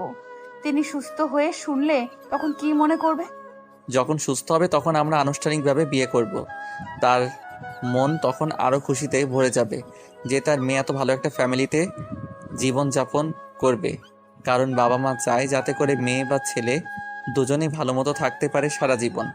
বিশ্বাস করেন, আপনার সাথে যে মেয়ে বেশি না 1 সপ্তাহ থাকবে, সে আপনার প্রেমে পড়ে যেতে বাধ্য, কারণ আপনি এত সুন্দরভাবে গুছিয়ে কথা বলতে পারেন। আমার মনে হয় না এরকম করে কেউ গুছিয়ে কথা বলতে পারে। যদি তাই হতো তাহলে হয়তো আমি এতদিন বিয়ে করে নিতাম, কারণ আমাকে তো কেউ ভালোবাসে না। বললাম কি, যতই ভালোবাসার নাটক করে আমার সাথে। আমি এসে ফেঁসে গেলাম, আমি শুধু চলে যেতে পারলাম না। চলে যেতাম, কিন্তু বাধ্য হয়ে থেকে গেলাম। কেন জানেন? শুধু বাবার জন্য। হয়তো আজকে আমার এই পরিস্থিতি। একবার ভালোবেসে দেখো, একবার তোমার ভালোবাসা দিয়ে আমাকে বদলিয়ে দাও, দেখবে যে আমি তোমাকে সারা জীবন আগলে রাখবো। রাত তো অনেক হয়ে গেল, চলেন আপনার ইচ্ছেটা পূরণ করে দিয়ে আসি। আপনার যা ইচ্ছে আমার মনে হয় এটা নিয়ে কোনো কিছু নেই, কিন্তু বাস্তবতা বা পরিস্থিতির শিকার হয়ে বিয়েটা করতে হচ্ছে। আচ্ছা তাই নাকি? দেখা যাবে কতদিন তুমি আমার উপর অভিমান বা আমাকে ভালো না বেসে থাকতে পারো। একদিন তুমি আমাকে ভালোবাসবে আর তুমি বলবে যে আমি তোমাতেই আসক্ত। সেদিন কখনো আসবে না, এটা ভেবে থাকা মোটেও উচিত হবে না। আপনি অন্য কোনো কিছু টেনশন করতে পারেন, তাহলে বেটার হবে। প্রিয় আর কোনো কথা না বলে মুচকি একটা হাসি দিল। তারপর ইশারা করে বলল যে এখন যেতে হবে, কারণ বাসা থেকে ফোন দিচ্ছে বারবার। প্রিয়ন্তী না করতে পারল না, না করলে এদিকে তার বাবা মারা যাবে, তার কিছু করার নেই, তারও উপায় নেই, তার সব কিছু শেষ, নিজের ব্যক্তি স্বাধীনতা বলতে কিচ্ছু নেই, তার বাবার উপর ডিপেন্ড করেই তাকে থাকতে হবে। তার বাবা যদি সুস্থ হয় তাহলে যে কোনো একটা তো উপায় হবে, তার বাবা তো অসুস্থ থাকবে না। তার বাবার জন্য সে নিজেকে বিসর্জন দিল। প্রিয় এর কথা শুনে প্রিয়ন্তীর মনে হচ্ছে প্রিয় ছেলেটা খারাপ না, কিন্তু কার মনের ভিতরে কি আছে সেটা বলা তো মুশকিল। প্রিয়ন্তী তো আর এটা বলতে পারে না যে প্রিয় তাকে ভুলে যাবে, বিয়ে করার জন্য এত সুন্দর ব্যবহার করতেছে। প্রিয় আর প্রিয়ন্তী দুজনেই বাসায় চলে আসলো, আর তাদেরকে সুন্দরভাবে বরণ করে নেওয়া হলো। সব কিছু রেডি, কাজী সাহেব এসে উপস্থিত। কাজী সাহেব তাদের দুজনকে দেখেই তাদের যে লেখালেখির কাজগুলো আছে সেগুলো আরম্ভ করে দিল, কারণ তাড়াতাড়ি বিয়ের কাজ সম্পূর্ণ করতে হবে। রাত অনেক হয়ে গিয়েছে, রাত 1:30 বাজে। প্রিয়সী এসে প্রিয়ন্তীর হাত ধরে নিয়ে গেল, তারপর তাকে গোসল করিয়ে দিল। আর মাহিন সে প্রিয়কে নিয়ে গেল, প্রিয়কে গোসল করিয়ে দুজনকে রেডি করে নিয়ে চলে আসলো। দুজনকে অনেক সুন্দর লাগতেছে। প্রিয় তো প্রিয়ন্তীকে দেখে অবাক হয়ে গিয়েছে, এত সুন্দর লাগতেছে। লাল বেনারসি শাড়ি, হালকা মেকআপ করিয়ে দিয়েছে, চোখে কাজল, ঠোঁটে লাল লিপস্টিক, কপালে হালকা গাঢ় টিপ। কি হলো ভাইয়া, এইভাবে মেয়ের দিকে হাঁ করে তাকিয়ে থাকলে হবে? কিছুক্ষণ পর তো সব কিছু তোর হয়ে যাবে, তাই না? এখন তো মুখটা বন্ধ কর, না হলে তো মশা মাছি তোর মুখে বাসা তৈরি করবে। কি আবোল তাবোল কথা বলতেছিস বুঝলাম না তো, আমি কোথায় দেখেছি? আর তুই আমাকে কি বলেছিস? আমি তো সামনে থাকা একটা পরীকে দেখতেছি, দেখ দেওয়ালে দেখা যাচ্ছে। আমাকে আর বোঝাতে আসিস না, বুঝিস নাই আমি কিন্তু সব কিছু বুঝি। আর কথা হচ্ছে এখন কবুল বলে দে, আর মেয়ে তারপর কবুল বলবে। তোকে কাজী সাহেব কিছু জিজ্ঞেস করতেছে, তার উত্তর দে আগে। তুই সবসময় বেশি কথা বলিস, নিজের মুখটা বন্ধ করে থাকলে সমস্যা কি তোর? আর তোকে এত কিছু করতে বলেছিলাম বল। আর তুই যে কাহিনী করেছিস তোকে তো আমি পরে দেখে নিব। আচ্ছা হয়েছে, এখন কাজী সাহেব যেটা বলছে সেটা কর না। আমার সাথে এরকম ব্যবহার করতেছিস বিয়ের জন্য মেয়ে মানুষের মতো, বুঝলাম না তো। প্রিয় প্রিয়ন্তীকে দেখতে এতটা ব্যস্ত ছিল যে কাজী সাহেব তাকে যে কবুল বলার কথা বলতেছে সেই কথাটা তার কান অবধি পৌঁছয়নি, কারণ সে এতটা মগ্ন ছিল প্রিয়ন্তীকে দেখতে। শেষ পর্যন্ত বিয়ের কাজ শেষ হলো। কাজী সাহেব প্রিয়ন্তীকে বলল কবুল বলতে। প্রিয়ন্তী কিছুক্ষণ চুপ ছিল, কিছু বলতে চাচ্ছিল না। যখন প্রিয় এর চোখের দিকে তাকালো তখন ভয়ে সে 3বার কবুল বলে দিল। শেষ পর্যন্ত বিয়ের কাজ সম্পূর্ণ হয়ে গেল। তারা সবাই অনেক খুশি। খাওয়া দাওয়া শেষ করলো সবাই। তারপর প্রিয়ন্তী আর প্রিয়কে বাসর ঘরে নিয়ে যাওয়া হলো। আগে থেকে বাসর ঘর সাজানো ছিল, আর প্রিয়ন্তী যখন বাসর ঘরে প্রবেশ করলো সে অবাক যে বাসর ঘর সাজানো হয়েছে। আর প্রিয় তখন বলল আজকে বাসরাত হবে না। তাহলে এসব কি? প্রিয়ন্তীর মাথা কাজ করতেছে না।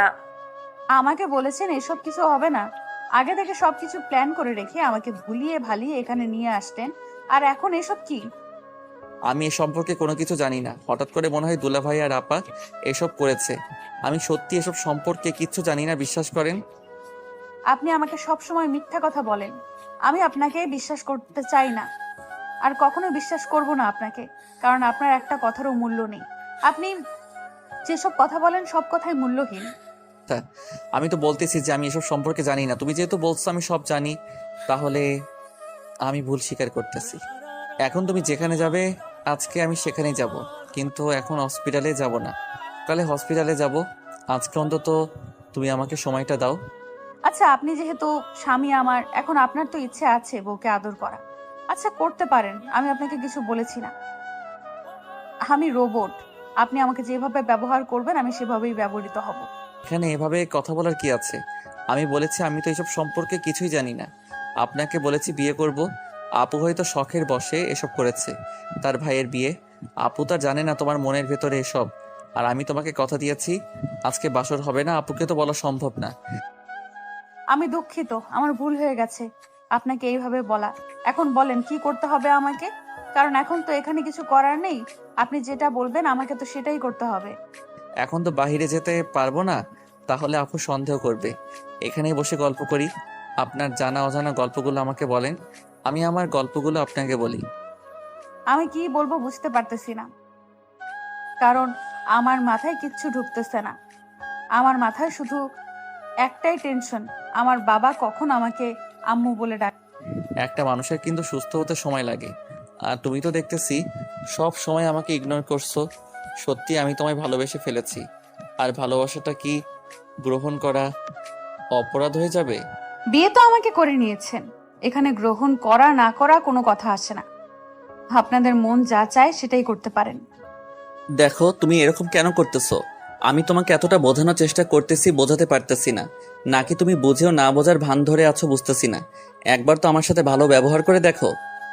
আমার কি সেই সাহসটা আছে নাকি যে আমি আপনার সাথে খারাপ ব্যবহার করব? এটাই আমার ভালো ব্যবহারের, এটাই আমার ভালো ব্যবহার। এর থেকে ভালো ব্যবহার আমি শিখিনি। তোমার যেটা মন চায় সেটা করতে থাকো। আমি এখন ঘুমিয়ে গেলাম, তুমি ঘুমিয়ে পড়ো, কালকে সকালে হসপিটালে যাব। কথা ছিল বিয়ের কাজ শেষ হলে আমরা যাব, এখন বলতেছেন সকালে যাব। এটা তো ঠিক হলো না। কথা দিয়ে কথা রাখতে পারবেন না তো সেই কথা দেন কেন? আরে ভাই, এটা কি ধরনের কথা? তুমি কি অবস্থানে আছো? আজকে আমাদের বিয়ে হলো ভাইয়া, আর আপু জানে আমাদের বাঁধের সম্পর্ক অনেক ভালো। এখন যদি আমি তোমাকে নিয়ে হসপিটালে যাই তারা কি ভাববে? সকালে তাদের সাথে দেখা করে আমরা বেরিয়ে পড়ব। বুঝতে পেরেছি তো, এত বোঝাতে হবে না। আপনার যেহেতু বিয়ে করা বউ এখন আমি, আপনি যেটা বলবেন না আমাকে তো সেটাই শুনতে হবে। আচ্ছা, যেটা বলবেন সেটাই হচ্ছে। ঘুমিয়ে পড়বেন, আমিও ঘুমিয়ে পড়ি। একটা মানুষ যদি জঘন্যতম খারাপও হয়, যদি সে ভালো হতে চায় পক্ষে তাকে অন্তত পক্ষে এভাবে না বলে একটু ভালোভাবে বললে হয়। আচ্ছা, আমার ভুল হয়ে গেছে। আপনার সাথে এইভাবে আর কখনো কথা বলবো না।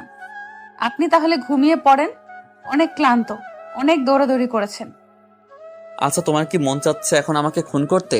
তাহলে আমি তোমাকে সব ব্যবস্থা করে দিচ্ছি। তুমি আমাকে খুন করে এখান থেকে পালিয়ে যাবে, কেউ কিছু বলতে পারবে না। আমি কেন আপনাকে খুন করতে যাব? কোন দুঃখে? আমার কি এমন দরকার যে আপনাকে খুন করতে হবে? তাহলে তুমি আমার সাথে এভাবে কথা বলতেছো কিসের জন্য বুঝতেছি না তো। একটু ভালোভাবে কথা বলো, আমি তো একটা মানুষ, তাই না? বলতেছি তো, আমি এর থেকে ভালোভাবে কথা বলতে পারি না।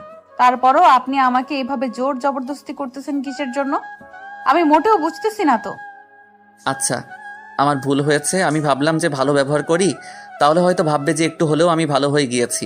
না, আসলে আমি ভালো হতে চেয়েছিলাম, কিন্তু তুমি তো ভালো হতেই দিচ্ছ না। কেন এরকম করতেছো? তুমি চাও আমি খারাপ হয়ে যাই আগের থেকে? সেটা আপনার পুরোপুরি নিজের উপর, কারণ আমার মনে আপনার জন্য কোনো জায়গা কখনো হবে না। সেটা বিয়ের আগেই বলে দিয়েছি। শুধু আপনি আমাকে শারীরিক চাহিদা মেটানোর জন্য ব্যবহার করতে পারবেন, তাছাড়া কোনো মানসিক চাহিদা মেটানোর জন্য আমাকে পাবেন না। আচ্ছা, তাহলে তোমার কথাই রইলো। আমার শারীরিক চাহিদা মেটানোর জন্যই তোমাকে ব্যবহার করব। তার মানে এখন থেকে আমি সব কিছু করতে পারতেছি। আমি কেন তাহলে আমার শারীরিক চাহিদা মেটাবো না? কেন আমি কন্ট্রোল করব নিজেকে? কথাটা বলে প্রিয়ন্তী ঠোঁটে নিজের ঠোঁট দুটো ডুবিয়ে দিল। প্রিয়ন্তী ভেবেছিল যে এভাবে কথা বললে লোকটা হয়তো আরো ঠিক হয়ে যাবে, কিন্তু না। প্রিয়ন্তী দেখলো যে তার চিন্তাভাবনার সাথে লোকটার চিন্তাভাবনার কোনো কিছু মিল নেই। লোকটা হয়তো তার দিক দিয়ে ঠিক ছিল, কারণ প্রিয়ন্তীর সাথে ভালোভাবে কথা বলছিল। প্রিয়ন্তী এদিক দিয়ে ভাবতেছিল যে এভাবে কথা বললে হয়তো লোকটা দিন দিন ভালো হয়ে যাবে, কিন্তু প্রিয়ন্তী ভুল, তার চিন্তা ভাবনা ভুল, আর প্রিয় যেটা ভেবেছে সেটা ভুল। কারণ দুজনের চিন্তা ভাবনা যদি এক হতো তাহলে কখনোই এরকমটা হতো না। প্রিয়ন্তীকে কোলে তুলে নিয়ে বিছানার উপর শুয়ে দিয়ে প্রিয়ন্তীর উপর শুয়ে পড়ল। প্রিয়ন্তী কোনো কিছু বলছে না, চুপচাপ সহ্য করে যাচ্ছে। সহ্য করা ছাড়া কোনো কিছু করার নেই। প্রিয় সব কিছু খুলে প্রিয়ন্তীকে এমনভাবে আঁকড়ে ধরলো, মনে হচ্ছে পাগলের মতো প্রিয়ন্তীকে এখন খেয়ে ফেলবে। প্রিয়ন্তীর ঠোঁট দুটো ছেড়ে দিয়ে তার গলায় নিজে ঠোঁট দুটো বসিয়ে দিল। প্রিয়ন্তী কিছু বলতে পারতেছে না, চুপচাপ সবকিছু সহ্য করে যাচ্ছে। তার চোখের কোণা দিয়ে পানির ফোঁটা গড়িয়ে পড়তেছে। আর এদিকে প্রিয় তার শারীরিক চাহিদা মেটানোর জন্য যা যা করা দরকার সব করতেছে। মনে হচ্ছে প্রিয়ন্তী একটা রোবট, আর প্রিয় যেভাবে যেদিকে নিচ্ছে প্রিয়ন্ত ঠিক সেভাবেই হচ্ছে। প্রিয় শেষ পর্যন্ত নিজের শারীরিক চাহিদা মেটানো শেষ করে প্রিয়ন্তীর উপর শুয়ে পড়ল, আর প্রিয়ন্তীর ঠোঁটে নিজের ঠোঁট দুটো ডুবিয়ে দিল আবারও।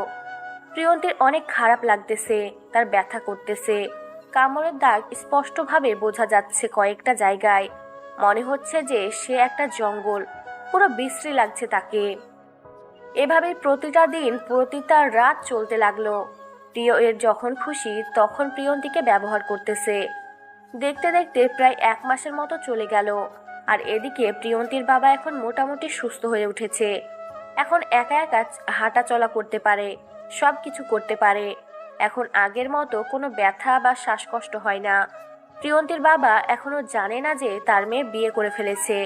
আর প্রিয়ন্তী এই বিষয়টা এখনো তার বাবাকে জানাতে চাচ্ছে না, কারণ তাকে পুরোপুরি সুস্থ হলে তারপর বলবে। প্রিয়ন্তী অনেক খুশি তার বাবার জন্য। তার বাবার সাথে সব সময় এখন আড্ডা দেয়। আর এদিকে প্রিয় চেম্বারে বসে রোগী দেখাদেখি করে, আর পাশাপাশি প্রিয়ন্তীকে ডেকে নিয়ে এসে গল্প করে। এভাবে চলতে চলতে আরো 2 মাস চলে গেল। এখন প্রিয়ন্তীর বাবা পুরোপুরি সুস্থ বলা যায়। না জানি কখন পৃথিবী ছেড়ে চলে যাবে। আপাতত দৃষ্টিতে সুস্থ হয়ে উঠেছে। এখন কি করবে? আব্বুকে নিয়ে বাসায় যাবে নাকি অন্য কোনো ফ্ল্যাটের আব্বুকে রাখবে? তুমি যেটা বলবে সেটাই হবে। আমি আবার এখানে কি বলবো? আমার তো জানাশোনা কোনো জায়গা নেই, আর যেটা ছিল সেটা তো এখন বাড়ির মালিক অন্য কাউকে ভাড়া দিয়েছে। তাহলে আমাদের সাথেই থাকবে, সমস্যা নাই। কোনো কিছু হলে সাথে সাথে তুমি দেখাশোনা করতে পারবে, তাহলে তুমি নিশ্চিন্তে থাকতে পারবে। ভাইয়া আর আপুকে জিজ্ঞেস করা উচিত ছিল। হঠাৎ করে এইভাবে আব্বুকে নিয়ে সেখানে যাওয়া উচিত নয়, কারণ তাদের একটা রুচিবোধ আছে। তুমি এতদিন ধরে আমাদের বাসায় আসো, তুমি ভাইয়া আর আপুর সম্বন্ধে এটা বলতে পারলে আমি কখনো আশা করিনি তোমার কাছ থেকে এরকম কথা শুনবো তাদের সম্বন্ধে। আমি মোটেও কিন্তু খারাপ কোনো উদ্দেশ্য নিয়ে কথাটা বলিনি। আমি শুধু বলেছি তাদের পারমিশন নেওয়া উচিত আমাদের, কারণ তারা বাড়ির বড় আর আমরা ছোট। আচ্ছা, আমি আপুর সাথে কথা বলতেছি। আর যদি মনে হয় যে তুমি কথা বলবে তাহলে বলতে পারো, কারণ আমার থেকে আপুর সাথে তোমার মিল অনেক বেশি। আমার থেকে আপু তোমার সাথে সব কথা শেয়ার করে। আপনার কি সেটাও হিংসা হয়? এখন থেকে কি আপনার বোনের সাথে কথা বলা বন্ধ করে দেব? যদি আপনি বলেন তাহলে আমি কারোর সাথে কথা বলবো না, রুম থেকেই বের হব না। 3 মাস হয়ে গেল আর তুমি এখন আমাকে বুঝতে পারলে না? আমার মনের অনুভূতিগুলো তুমি এখনো বুঝতে শিখলে না যে আমি কখন কি চাই আর কখন কোনটা বললে আমি তোমাকে খুশি করতে পারবো? সেটা আমি সবসময় ভেবে চিন্তে থাকি যে তোমাকে খুশি করার জন্য আমার যা করার দরকার আমি তাই করব। কিন্তু তুমি আমি এসব নিয়ে কোনো কথা বলতে চাই না। এখন এসব কথা যদি আব্বু শুনে নেয় তাহলে অনেক খারাপ কিছু ঘটে যেতে পারে। আব্বুকে আমি সবকিছু বুঝিয়ে বলবো। এখন হঠাৎ করে এসব কথা বলা ঠিক হবে না। আচ্ছা, তাহলে তুমি আব্বুর সাথে গিয়ে কথা বলো। আমার কয়েকটা পেশেন্ট আছে, দেখাশোনা শেষ করে বাসায় চলে যাব আব্বুকে নিয়ে। কাল হসপিটালে আসবো না, শরীরটা আমার অনেক খারাপ। কেন, কি হয়েছে? শরীর অসুখ করেছে নাকি? জ্বর, সর্দি নাকি অন্য কোনো কিছু? কোনো কিছু বুঝতে পারতেছি না। শরীর অনেক গরম, তার সাথে কেমন জানি মাথাটা ধরতেছে। মনে হচ্ছে প্রচুর ঘুম, কিন্তু ঘুমাতে গেলে ঘুম ধরতেছে না। অন্যরকম একটা বিরক্তিকর ফিলিংস। তাহলে যে কয়টা পেশেন্ট আছে তাদেরকে দেখতে হবে না, তাদেরকে অন্য ডক্টরের কাছে দিয়ে দেন। আমরা বাসায় চলে যাই। আমাকে দেখতেই হবে। মরে গেলেই বা কি, কারো তো কোনো কিছু যায় আসে না। মরে গেলে হয়তো আমার বোনটা একটু আফসোস করবে যে তার জীবন থেকে একটা মাত্র ভাই চলে গেল। একটা মাত্র না, আমার একটা ভাই আছে, হয়তো কিছুদিন পর আমাকে ভুলে যাবে। আমাকে মনে রাখার মতো কেউ নেই। এসব আবোল তাবোল কথা বলা বন্ধ করেন। আর আপনার একটা ভাই আছে, কই? কখনো তো আমাকে বলেননি, বা তার সাথে তো আমি কখনো দেখা করতে পারিনি, বা তাকে তো আমি নিজ চোখে কখনো দেখিনি, বা আপনাকে কখনো তার সাথে কথা বলতে শুনিনি।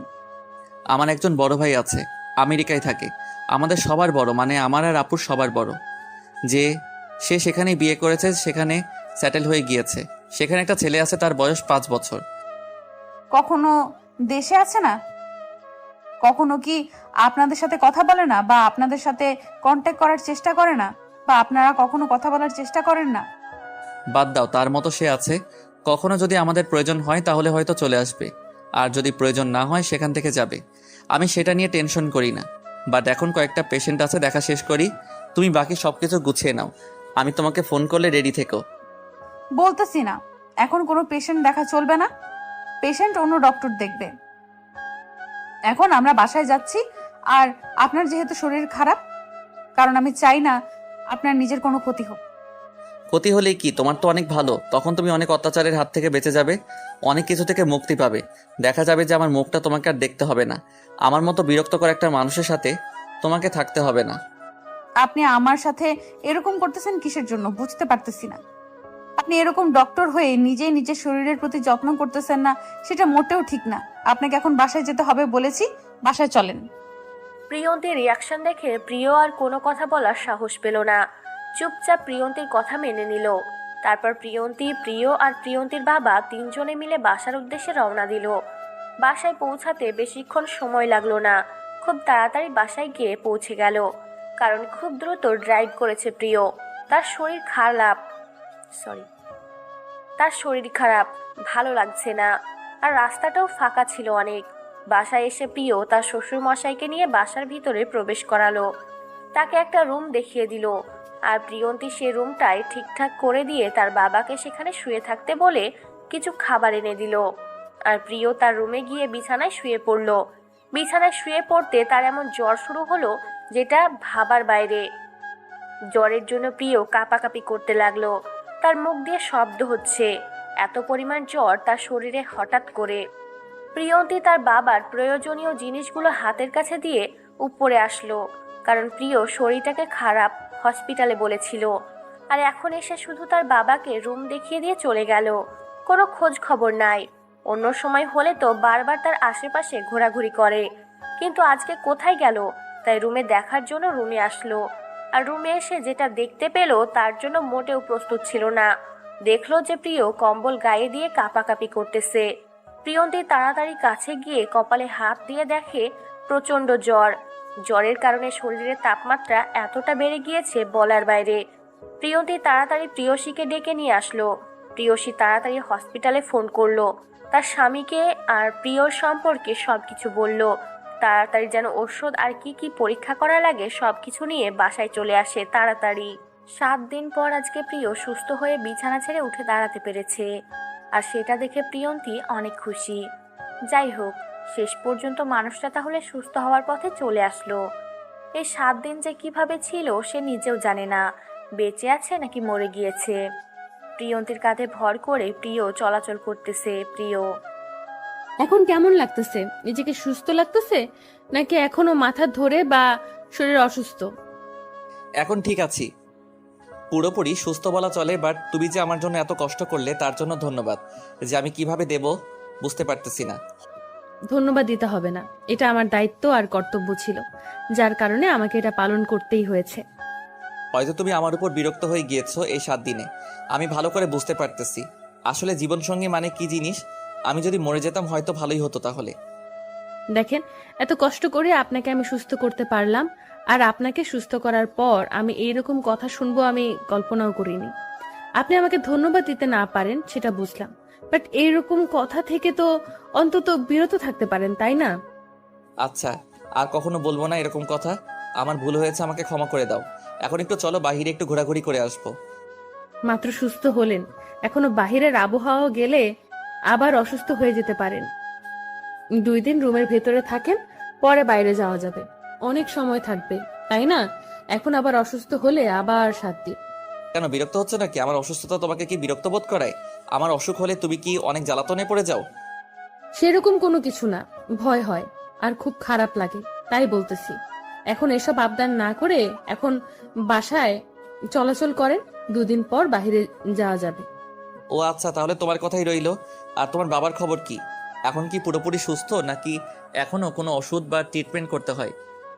মোটামুটি সুস্থ আছে, কিন্তু আমি যেটা আশা করেছি সেই আশাটা আমি হয়তো পূরণ করতে পারবো না, কারণ আমার বাবাকে আমি হয়তো গ্রামে নিয়ে যেতে পারবো না।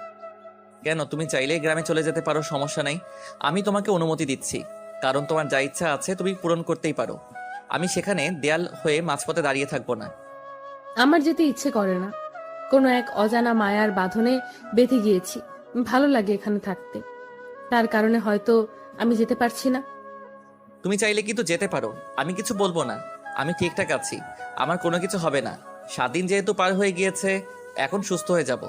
আর আমি একজন ডক্টর, আমি জানি আমার শরীরের কন্ডিশন কখন কেমন। আমি এখন অনেক ফ্রেশ। এত কথা বলতে হবে না। আমার যখন মন চাইবে আমি করব। এখন চুপচাপ বসে থাকেন, আমাকে কাজ করতে দেন, না হলে কিন্তু ভালো হবে না। আর আপনি সবসময় এত বকবক করেন কেন? অসুস্থ ছিলেন, ভালো ছিলেন, চুপচাপ ছিলেন। আচ্ছা, আপু আর দুলাভাই কোথায় গিয়েছে? কাউকে বাসায় দেখতেছি না, ব্যাপার কি? বাসাটা একদম ফাঁকা লাগতেছে, কোথায় গিয়েছে? বাবা, দুলাভাই আর আপা 3 জনে মিলে বাহিরে গিয়েছে ঘোরার জন্য। আজকে 7 দিন থেকে কোথাও বের হতে চায় না। আর আপুর নাকি অনেক খারাপ লাগতেছিল, তার জন্য বাবাকে সঙ্গে করে নিয়ে তারা বাহিরে চলে গেল। তাহলে তুমি বাসায় কেন? তুমিও তো যেতে পারতে, তাই না? তুমি এখানে এভাবে একা একা কেন? বোরিং লাগতেছে না? তুমি একটু বাইরে থেকে ঘোরাঘুরি করে আসলে তোমারও মন ফ্রেশ হইতো। এত বকবক করতে হবে না, আমার কিছু ভালো লাগতেছে না। এখন এখানে বসে থাকেন, আমার কিছু হাতের কাজ আছে, আমি সেগুলো শেষ করি, তারপর আপনার সাথে বকবক করব। এখন পারতেছি না। একটা কথা বলি, যদি তোমার অনুমতি পাই, কারণ তুমি তো এখন সবকিছু নিজের মতামত অনুযায়ী করবে। আমি আগে একটা কথা বলি, সেটা শোনেন। সেটা হচ্ছে যে আমি আপনাকে ভালোবেসে ফেলেছি। আপনার মায়ায় আমি নিজেকে জড়িয়ে ফেলেছি। কারণ কি জানেন, বাঙালি মেয়েদের একবারই বিয়ে হয়। আর বিয়ের আগে যত বাঙালি মেয়েরা বকবক করুক না কেন, বিয়ের পরে ঠিকই তার স্বামীর মায়া এসে জড়িয়ে যায়, যদি সে একজন খাঁটি বাঙালি মেয়ে হয়। আর আমার তো বিয়ের আগে কোনো রকম সম্পর্ক বা রিলেশন ছিল না কারোর সাথে। তাহলে কি করব আমি? আপনার মায়ায় পড়ে গিয়েছে, এটা আমার ভুল। কি বলতেছো? সত্যি তুমি আমাকে ভালোবাসো? বিশ্বাস করো, তুমি একবার বলো শুধু ভালোবাসি, আমি সারা জীবন আমার জীবনের শেষ রক্তবিন্দু দিয়ে হলেও তোমাকে আমার ভালোবাসা দিয়ে আগলে রাখবো। কেন আমার মুখের কথা বিশ্বাস হয় না নাকি? এখন নিজের জীবন বা নিজের কোনো ক্ষতি করে প্রমাণ দিতে হবে আমি আপনাকে ভালোবেসে ফেলেছি? সেটা বলতেছি না, শুধু বলতেছি তুমি সত্যি আমাকে ভালোবাসো নাকি আমার মন ভালো করার জন্য এরকমটা করতেছো। প্লিজ জাস্ট একবার বলো ভালোবাসি। প্রিয়ন্তী কোনো কথা না বলে চুপচাপ প্রিয়কে শক্ত করে জড়িয়ে ধরলো আর প্রিয়র কানে কানে বলে দিল, ভালোবাসি ভালোবাসি ভালোবাসি। প্রিয় নিজেকে বিশ্বাস করতে পারতেছে না যে প্রিয়ন্তী তাকে ভালোবেসে ফেলেছে। আর আজকে তারা দীর্ঘ 15 থেকে 20 দিন একসাথে আছে। একটা মানুষ যদি একটা কুকুর, একটা পোষা প্রাণীকে পালে 1 সপ্তাহ, তাহলে সেই প্রাণীটার মায়ায় পড়ে যায়। তাহলে একটা মানুষের সাথে যখন আছে, সেই মানুষটার মায়ায় পড়তে কতক্ষণ? আর তার চিন্তা ভাবনা তো ভালো, খারাপ না। প্রিয়ন্তী প্রিয়কে ভালোবাসে। প্রিয়ন্তীর এখন কিছু হাতের কাজ আছে, আর প্রিয়কে গোসলটা করে নিতে বলল। প্রিয় কোনো কথা বলল না, চুপচাপ প্রিয়ন্তী যেটা বলল সেটা শুনে নিল। প্রিয়ন্তী রান্নার কাজ শেষ করে টেবিলে সব সময় সুন্দর করে সাজিয়ে রাখলো। একটু পরেই তার বাবা আসবে। প্রিয় গোসল শেষ করে একদম পরিপাটি করে সুন্দর করে নিজেকে সাজিয়ে নিয়ে নিচে নেমে আসলো। আর এসে দেখে প্রিয়ন্তী সব কিছু শেষ করে এখন ঘেমে গিয়েছে, একদম ক্লান্ত শরীর নিয়ে চেয়ারে বসে পানি খাচ্ছে। প্রিয় কোনো কথা না বলে চুপচাপ প্রিয়ন্তীর পিছন থেকে গিয়ে জড়িয়ে ধরলো। প্রিয়ন্তী ভয় পেয়ে গিয়েছিল, পরে স্পর্শটা অনুভব করে দেখলো যে এটা প্রিয়। প্রিয়ন্তী দাঁড়িয়ে পড়ল, আর প্রিয় প্রিয়ন্তীকে পিছন থেকে জড়িয়ে ধরে তারপর প্রিয় তার ঠোঁট দুটো প্রিয়ন্তীর গলায় বসিয়ে দিল। প্রিয়ন্তী শিউরে উঠল। তার এক মুহূর্তে মনে হলো তার শরীরে অন্যরকম একটা শক্তির সঞ্চার হয়ে গেল। প্রিয়ন্তী কিছু বলতে পারতেছে না, সে চোখ বন্ধ করে শুধু অনুভব করতেছে। তার নিঃশ্বাস কেন জানি ভারী হয়ে যাচ্ছে, চাইলেও স্বাভাবিকভাবে নিঃশ্বাস নিতে পারতেছে না। তার কেমন জানি একটা ফিলিংস কাজ করতেছে মনের ভেতরে। প্রিয়ন্তী চাচ্ছে প্রিয় তাকে আরো গভীরভাবে স্পর্শ করুক। আপু আর ভাইয়া এখন চলে আসবে, আর এখন এভাবে যদি আমাদের সাথে দেখে তাহলে কেলেঙ্কারি হয়ে যাবে। প্লিজ আপনি আমাকে ছেড়ে দেন। ভেবে দেখো, আমি এখন যদি ছেড়ে দেই তাহলে আর এখন করব না, আর তুমি যদি বিরক্ত হও তাহলে আমি কখনোই ধরবো না। আমি কিন্তু একবারের জন্য বলিনি যে আমার বিরক্ত লাগতেছে, আমার খারাপ লাগতেছে বা আমাকে ধরা যাবে না। আমি বলতেছি আপুরা চলে আসবে, এখন আমাকে ছেড়ে দেন, আমি গোসল করব, আমার ক্লান্ত লাগতেছে। একটু আগে বললে কি হইতো? তাহলে একসাথে গোসল করতে পারতাম না? আমি আগে ভাগেই গোসল দিয়ে দিলাম, আর তুমি প্ল্যান করে আমাকে আগে পাঠিয়ে দিলে। একসাথে গোসল করতাম আজকে। এত শখ কিন্তু মোটেও ভালো না, বুঝছেন? আর সব চিন্তা ভাবনা মাথা থেকে ঝেড়ে ফেলে দেন। আর কথা হচ্ছে যে আমি এখন গোসল করব। আপনি এখানে বসে থাকেন, আমি গোসল শেষ করে আসি। আমিও যাই। আবার আমি গোসল করব, সমস্যা নাই। তোমার সাথে গোসল করি একদিন।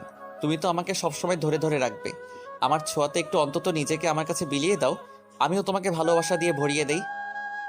সময় কিন্তু অনেক আছে, কিন্তু রোম্যান্স করতে পারবেন। এখন আমাকে গোসল করতে হবে।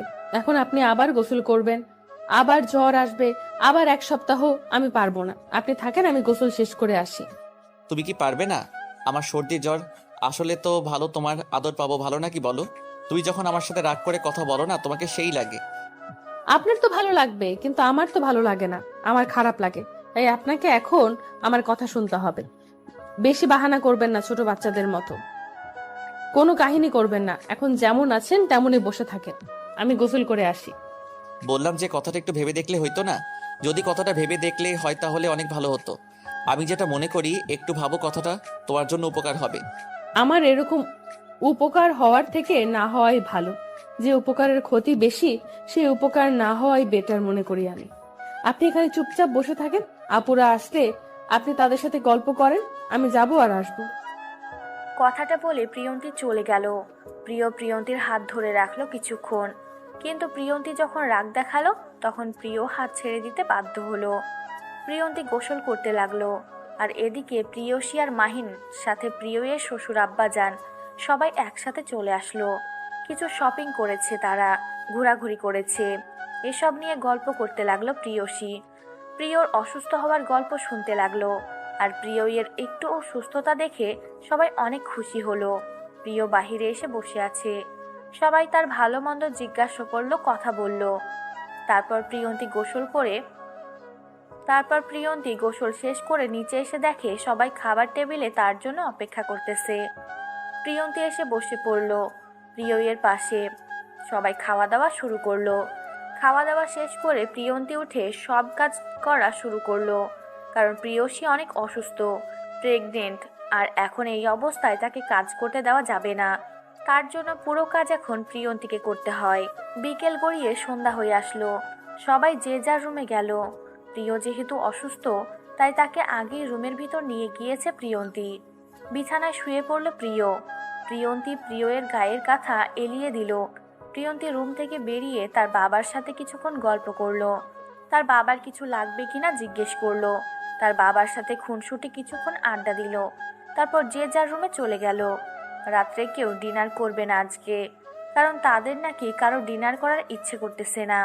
সন্ধ্যার আগে আগে খাওয়া দাওয়া করেছে তার জন্য। প্রিয়ন্তী আর এদিক ওদিক সময় নষ্ট না করে রুমের ভিতর চলে আসলো।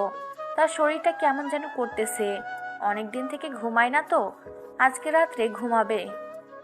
রুমে এসে শুয়ে পড়ল সোফায়, আর প্রিয় সেটা দেখে অবাক হলো। তার মানে এই কয়েকদিন প্রিয়ন্তী বিছানায় ঘুমায়নি, প্রতি রাত সোফায় ঘুমিয়েছে। কি হলো, তুমি ওইখানে শুয়ে পড়লে যে? বিছানায় শোবে, আজকে থেকে এখানে আসো। আমি এখানে ঠিক আছি, আমার এখানে ঘুম অনেক ভালো হয়। আপনি থাকেন, আপনার সমস্যা হবে না। মেজাজ গরম করাবে না, যেটা বলতেছি সেটা করো। এখানে আসতে বলেছি, এখানে আসো, মাথা গরম হওয়ার আগে। আর বেশি কথা বলো কেন? বলতেছি তো আমি এখানে ঠিক আছি, কোনো কথা না বলে এখন আপনি ঘুমিয়ে পড়েন। আর আপনি মাত্র সুস্থ হলেন, আর এখানেই আমার উপর রাগ দেখানো শুরু করে দিয়েছেন। আর একটা কথা বলবে না, যেটা বলছি সেটা করো। এখানে আসো তাড়াতাড়ি, খুব তাড়াতাড়ি। আমার খারাপ লাগতেছে, আর আমার প্রচুর ঠান্ডা লেগেছে, আসো। কি হয়েছে? এসেছি, এখন কি করতে হবে বলেন? আপনার ঠান্ডা লাগতেছে মানে? আপনাকে বললাম না বেশিক্ষণ গোসল করবেন না? আর আপনি তো আবার গোসল করার জন্য উঠে পড়ে লেগেছিলেন। এখন তুমি আমার পাশে শুয়ে পড়বে, আর কোনো কথা বলবে না। এখন চুপচাপ সুন্দরভাবে আমার পাশে শুয়ে থাকো, আর আমি তোমাকে জড়িয়ে ধরে ঘুমিয়ে যাব। আমি পারবো না, আমার লজ্জা করে। আপনি একা শুয়ে আছেন, একা কত সুন্দর লাগতেছে, আমি আপনার পাশে শুয়ে থাকতে পারবো না, লজ্জা করতেছে, আমি গেলাম। প্রিয় প্রিয়ন্তীকে কোনো কথা বলার সুযোগ না দিয়ে একটান দিয়ে তার উপরে প্রিয়ন্তীকে নিয়ে নিল। প্রিয়ন্তী কখনো কল্পনা করতে পারেনি যে এরকমটা হবে। আর প্রিয়ন্তী চুপচাপ প্রিয়র চোখের দিকে তাকিয়ে আছে এক দৃষ্টিতে, আর প্রিয় প্রিয়ন্তীর দিকে এক দৃষ্টিতে তাকিয়ে আছে। হঠাৎ করে প্রিয়ন্তী ঠোঁটে নিজের ঠোঁট দুটো ডুবিয়ে দিল। প্রিয়ন্তীর শরীরের ভিতর মনে হচ্ছে যে 11,000 কারেন্টের ভোল্টেজ বয়ে গেল। প্রিয়ন্তীর মাঝে একটা অন্যরকম ফিলিংস কাজ করতেছে। আর প্রিয়ন্তীর স্পর্শকাতর জায়গাগুলোতে স্পর্শ করতে লাগলো। প্রিয়ন্তী নিজেকে অন্য জগতে কল্পনা করা শুরু করে দিল। প্রিয়ন্তীর ঠোঁট থেকে নিজের ঠোঁট দুটো সরিয়ে প্রিয়ন্তীর বুকে নিজের ঠোঁট দুটো বসিয়ে দিল। আর প্রিয়ন্তীর মনের ভিতর মনে হচ্ছে যে তোলপাড় হয়ে গেল। প্লিজ আমাকে ছেড়ে দেন। আমি আমি পারবো না, আমার পক্ষে সম্ভব না। আমার মনে হচ্ছে না আমি এসব করতে পারবো। তুমি তো আমাকে ভালোবাসো, তাই না? তার মানে তুমি আমার ভালোবাসাটা অনুভব করো, আমার স্পর্শগুলো অনুভব করো, দেখবে অনেক ভালো লাগবে। আর আমাদের তোর ভবিষ্যৎ প্রজন্মকে নিয়ে আসতে হবে, তাই না? আমার কেন জানি মনে হচ্ছে আমি পারবো না। প্লিজ আমাকে ছেড়ে দেন। আমার দ্বারা হয়তো হবে না, আমার কেমন লাগতেছে। আমি পারবো না, আমাকে ছেড়ে দেন। তুমি পারবে, শুধু চুপচাপ আমাকে ভালোবাসতে দাও। আর তুমি তোমার ভালোবাসাটা অনুভব করো। তুমি ভালোবাসার প্রতিফলন ঘটাতে দিবে কিনা আমাকে? তাই বলে এইভাবে অন্য কোনো ভাবে হয় না। আমি কেন জানি সহ্য করতে পারতেছি না। আমার কেমন লাগতেছে, আমার পক্ষে সম্ভব না। আমার শরীরের ভেতর কেমন জানি শক্তিহীনতা কাজ করতেছে। কিচ্ছু হবে না, তুমি শুধু ভালোবাসাকে উপলব্ধি করো, তাহলে দেখবে যে সবকিছু ঠিকঠাক হয়ে যাবে। আর চুপচাপ থাকো তো, এখন আমাকে আদর করতে দাও। এর মাঝে ডিস্টার্ব করবে না তুমি। কথাটা বলে প্রিয়ন্তীকে চুপ করিয়ে রাখলো, কারণ তার বিষয়টা ভালো লাগতেছিল, অনেক আরামদায়ক লাগতেছিল। দুজনের ভালোবাসার সাগরে তলিয়ে গেল। তাদের ভালোবাসার বহিঃপ্রকাশ করে দিল। শেষ পর্যন্ত তারা একে অন্যকে স্বামী স্ত্রী হিসেবে গ্রহণ করে নিল। ভালোবাসাটা এক একজনের কাছে এক এক রকম। সবার জীবনে ভালোবাসাটা কিন্তু একরকম হয় না। কারো জীবনে ভালোবাসা কালবৈশাখী ঝড়ের মতো, আবার কারো জীবনে ভালোবাসাটা বসন্তের বকুল ফুলের মতো। তাই ভালোবাসার সংজ্ঞাগুলো সবসময় আলাদা হয়। সবার কাছে ভালোবাসাটা ফুলের মতো হয় না, কারো কাছে কাঁটার মতো হয়। কারো জীবনে ভালোবাসাটা বিষাক্ত করে দেয়, আবার কারো জীবনটা রঙিন করে দেয়। এখানে প্রিয়ন্তী ক্যারেক্টার দুটো সম্পূর্ণ কাল্পনিক, শুধু আপনাদের ভালো লাগার জন্য তৈরি করা হয়েছে। এটা কখনোই বাস্তবমুখী হওয়া সম্ভব নয়। গল্পটা সম্পূর্ণ আপনাদের বিনোদন দেওয়ার জন্য বানানো হয়েছে, তাই বিনোদন হিসেবে নেবেন। অনেক ভালোবাসার সাথে মিলে যায় এরকম ভালোবাসার গল্পগুলো, কিন্তু আমার চোখে বা আমার জানা মতে এরকম কোনো ভালোবাসার ঘটনা ঘটেনি। কিন্তু এটা আমার মনের কাল্পনিক একটা ধারণা থেকে প্রাপ্ত। আপনার ভালোবাসাটাকে আপনি উপলব্ধি করেন, ভালোবাসার গল্পও শোনেন, বিনোদন নেন। আপনার ভালোবাসার মানুষকে ভালোবাসুন। ভালোবাসার গল্প কিন্তু খারাপ দিক ভালো দিক দুটোই থাকে।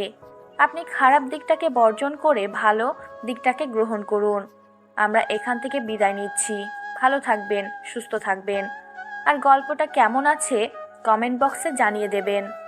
আর এই গল্পটা সিজন 2 যদি কেউ শুনতে চান, বা পরবর্তী তাদের জীবনে নতুন বিবাহিত দম্পতির জীবনটা কেমন হয় সেই সম্পর্কে ভালোবাসার খুনসুটি, একদম ভরপুর খুনসুটি ভালোবাসার গল্প শুনতে চান, তাহলে অবশ্যই আপনাকে কমেন্ট করে জানিয়ে দিতে হবে। আর আমি গল্প সিজন 2 শুনতে চাই, এরকম কমেন্ট একসঙ্গে 10টা করে কমেন্ট করতে হবে। তাহলে আমি সেই হিসেবে ভেবে দেখব যে আপনাদের চাওয়ার চাহিদাটা কেমন। যদি আপনারা শুনতে চান তাহলে প্রতিজনকে 10টা করে কমেন্ট করতে হবে। এখন আপনাদের উপর ডিপেন্ড করবে সিজন 2 আসবে কি আসবে না। ধন্যবাদ।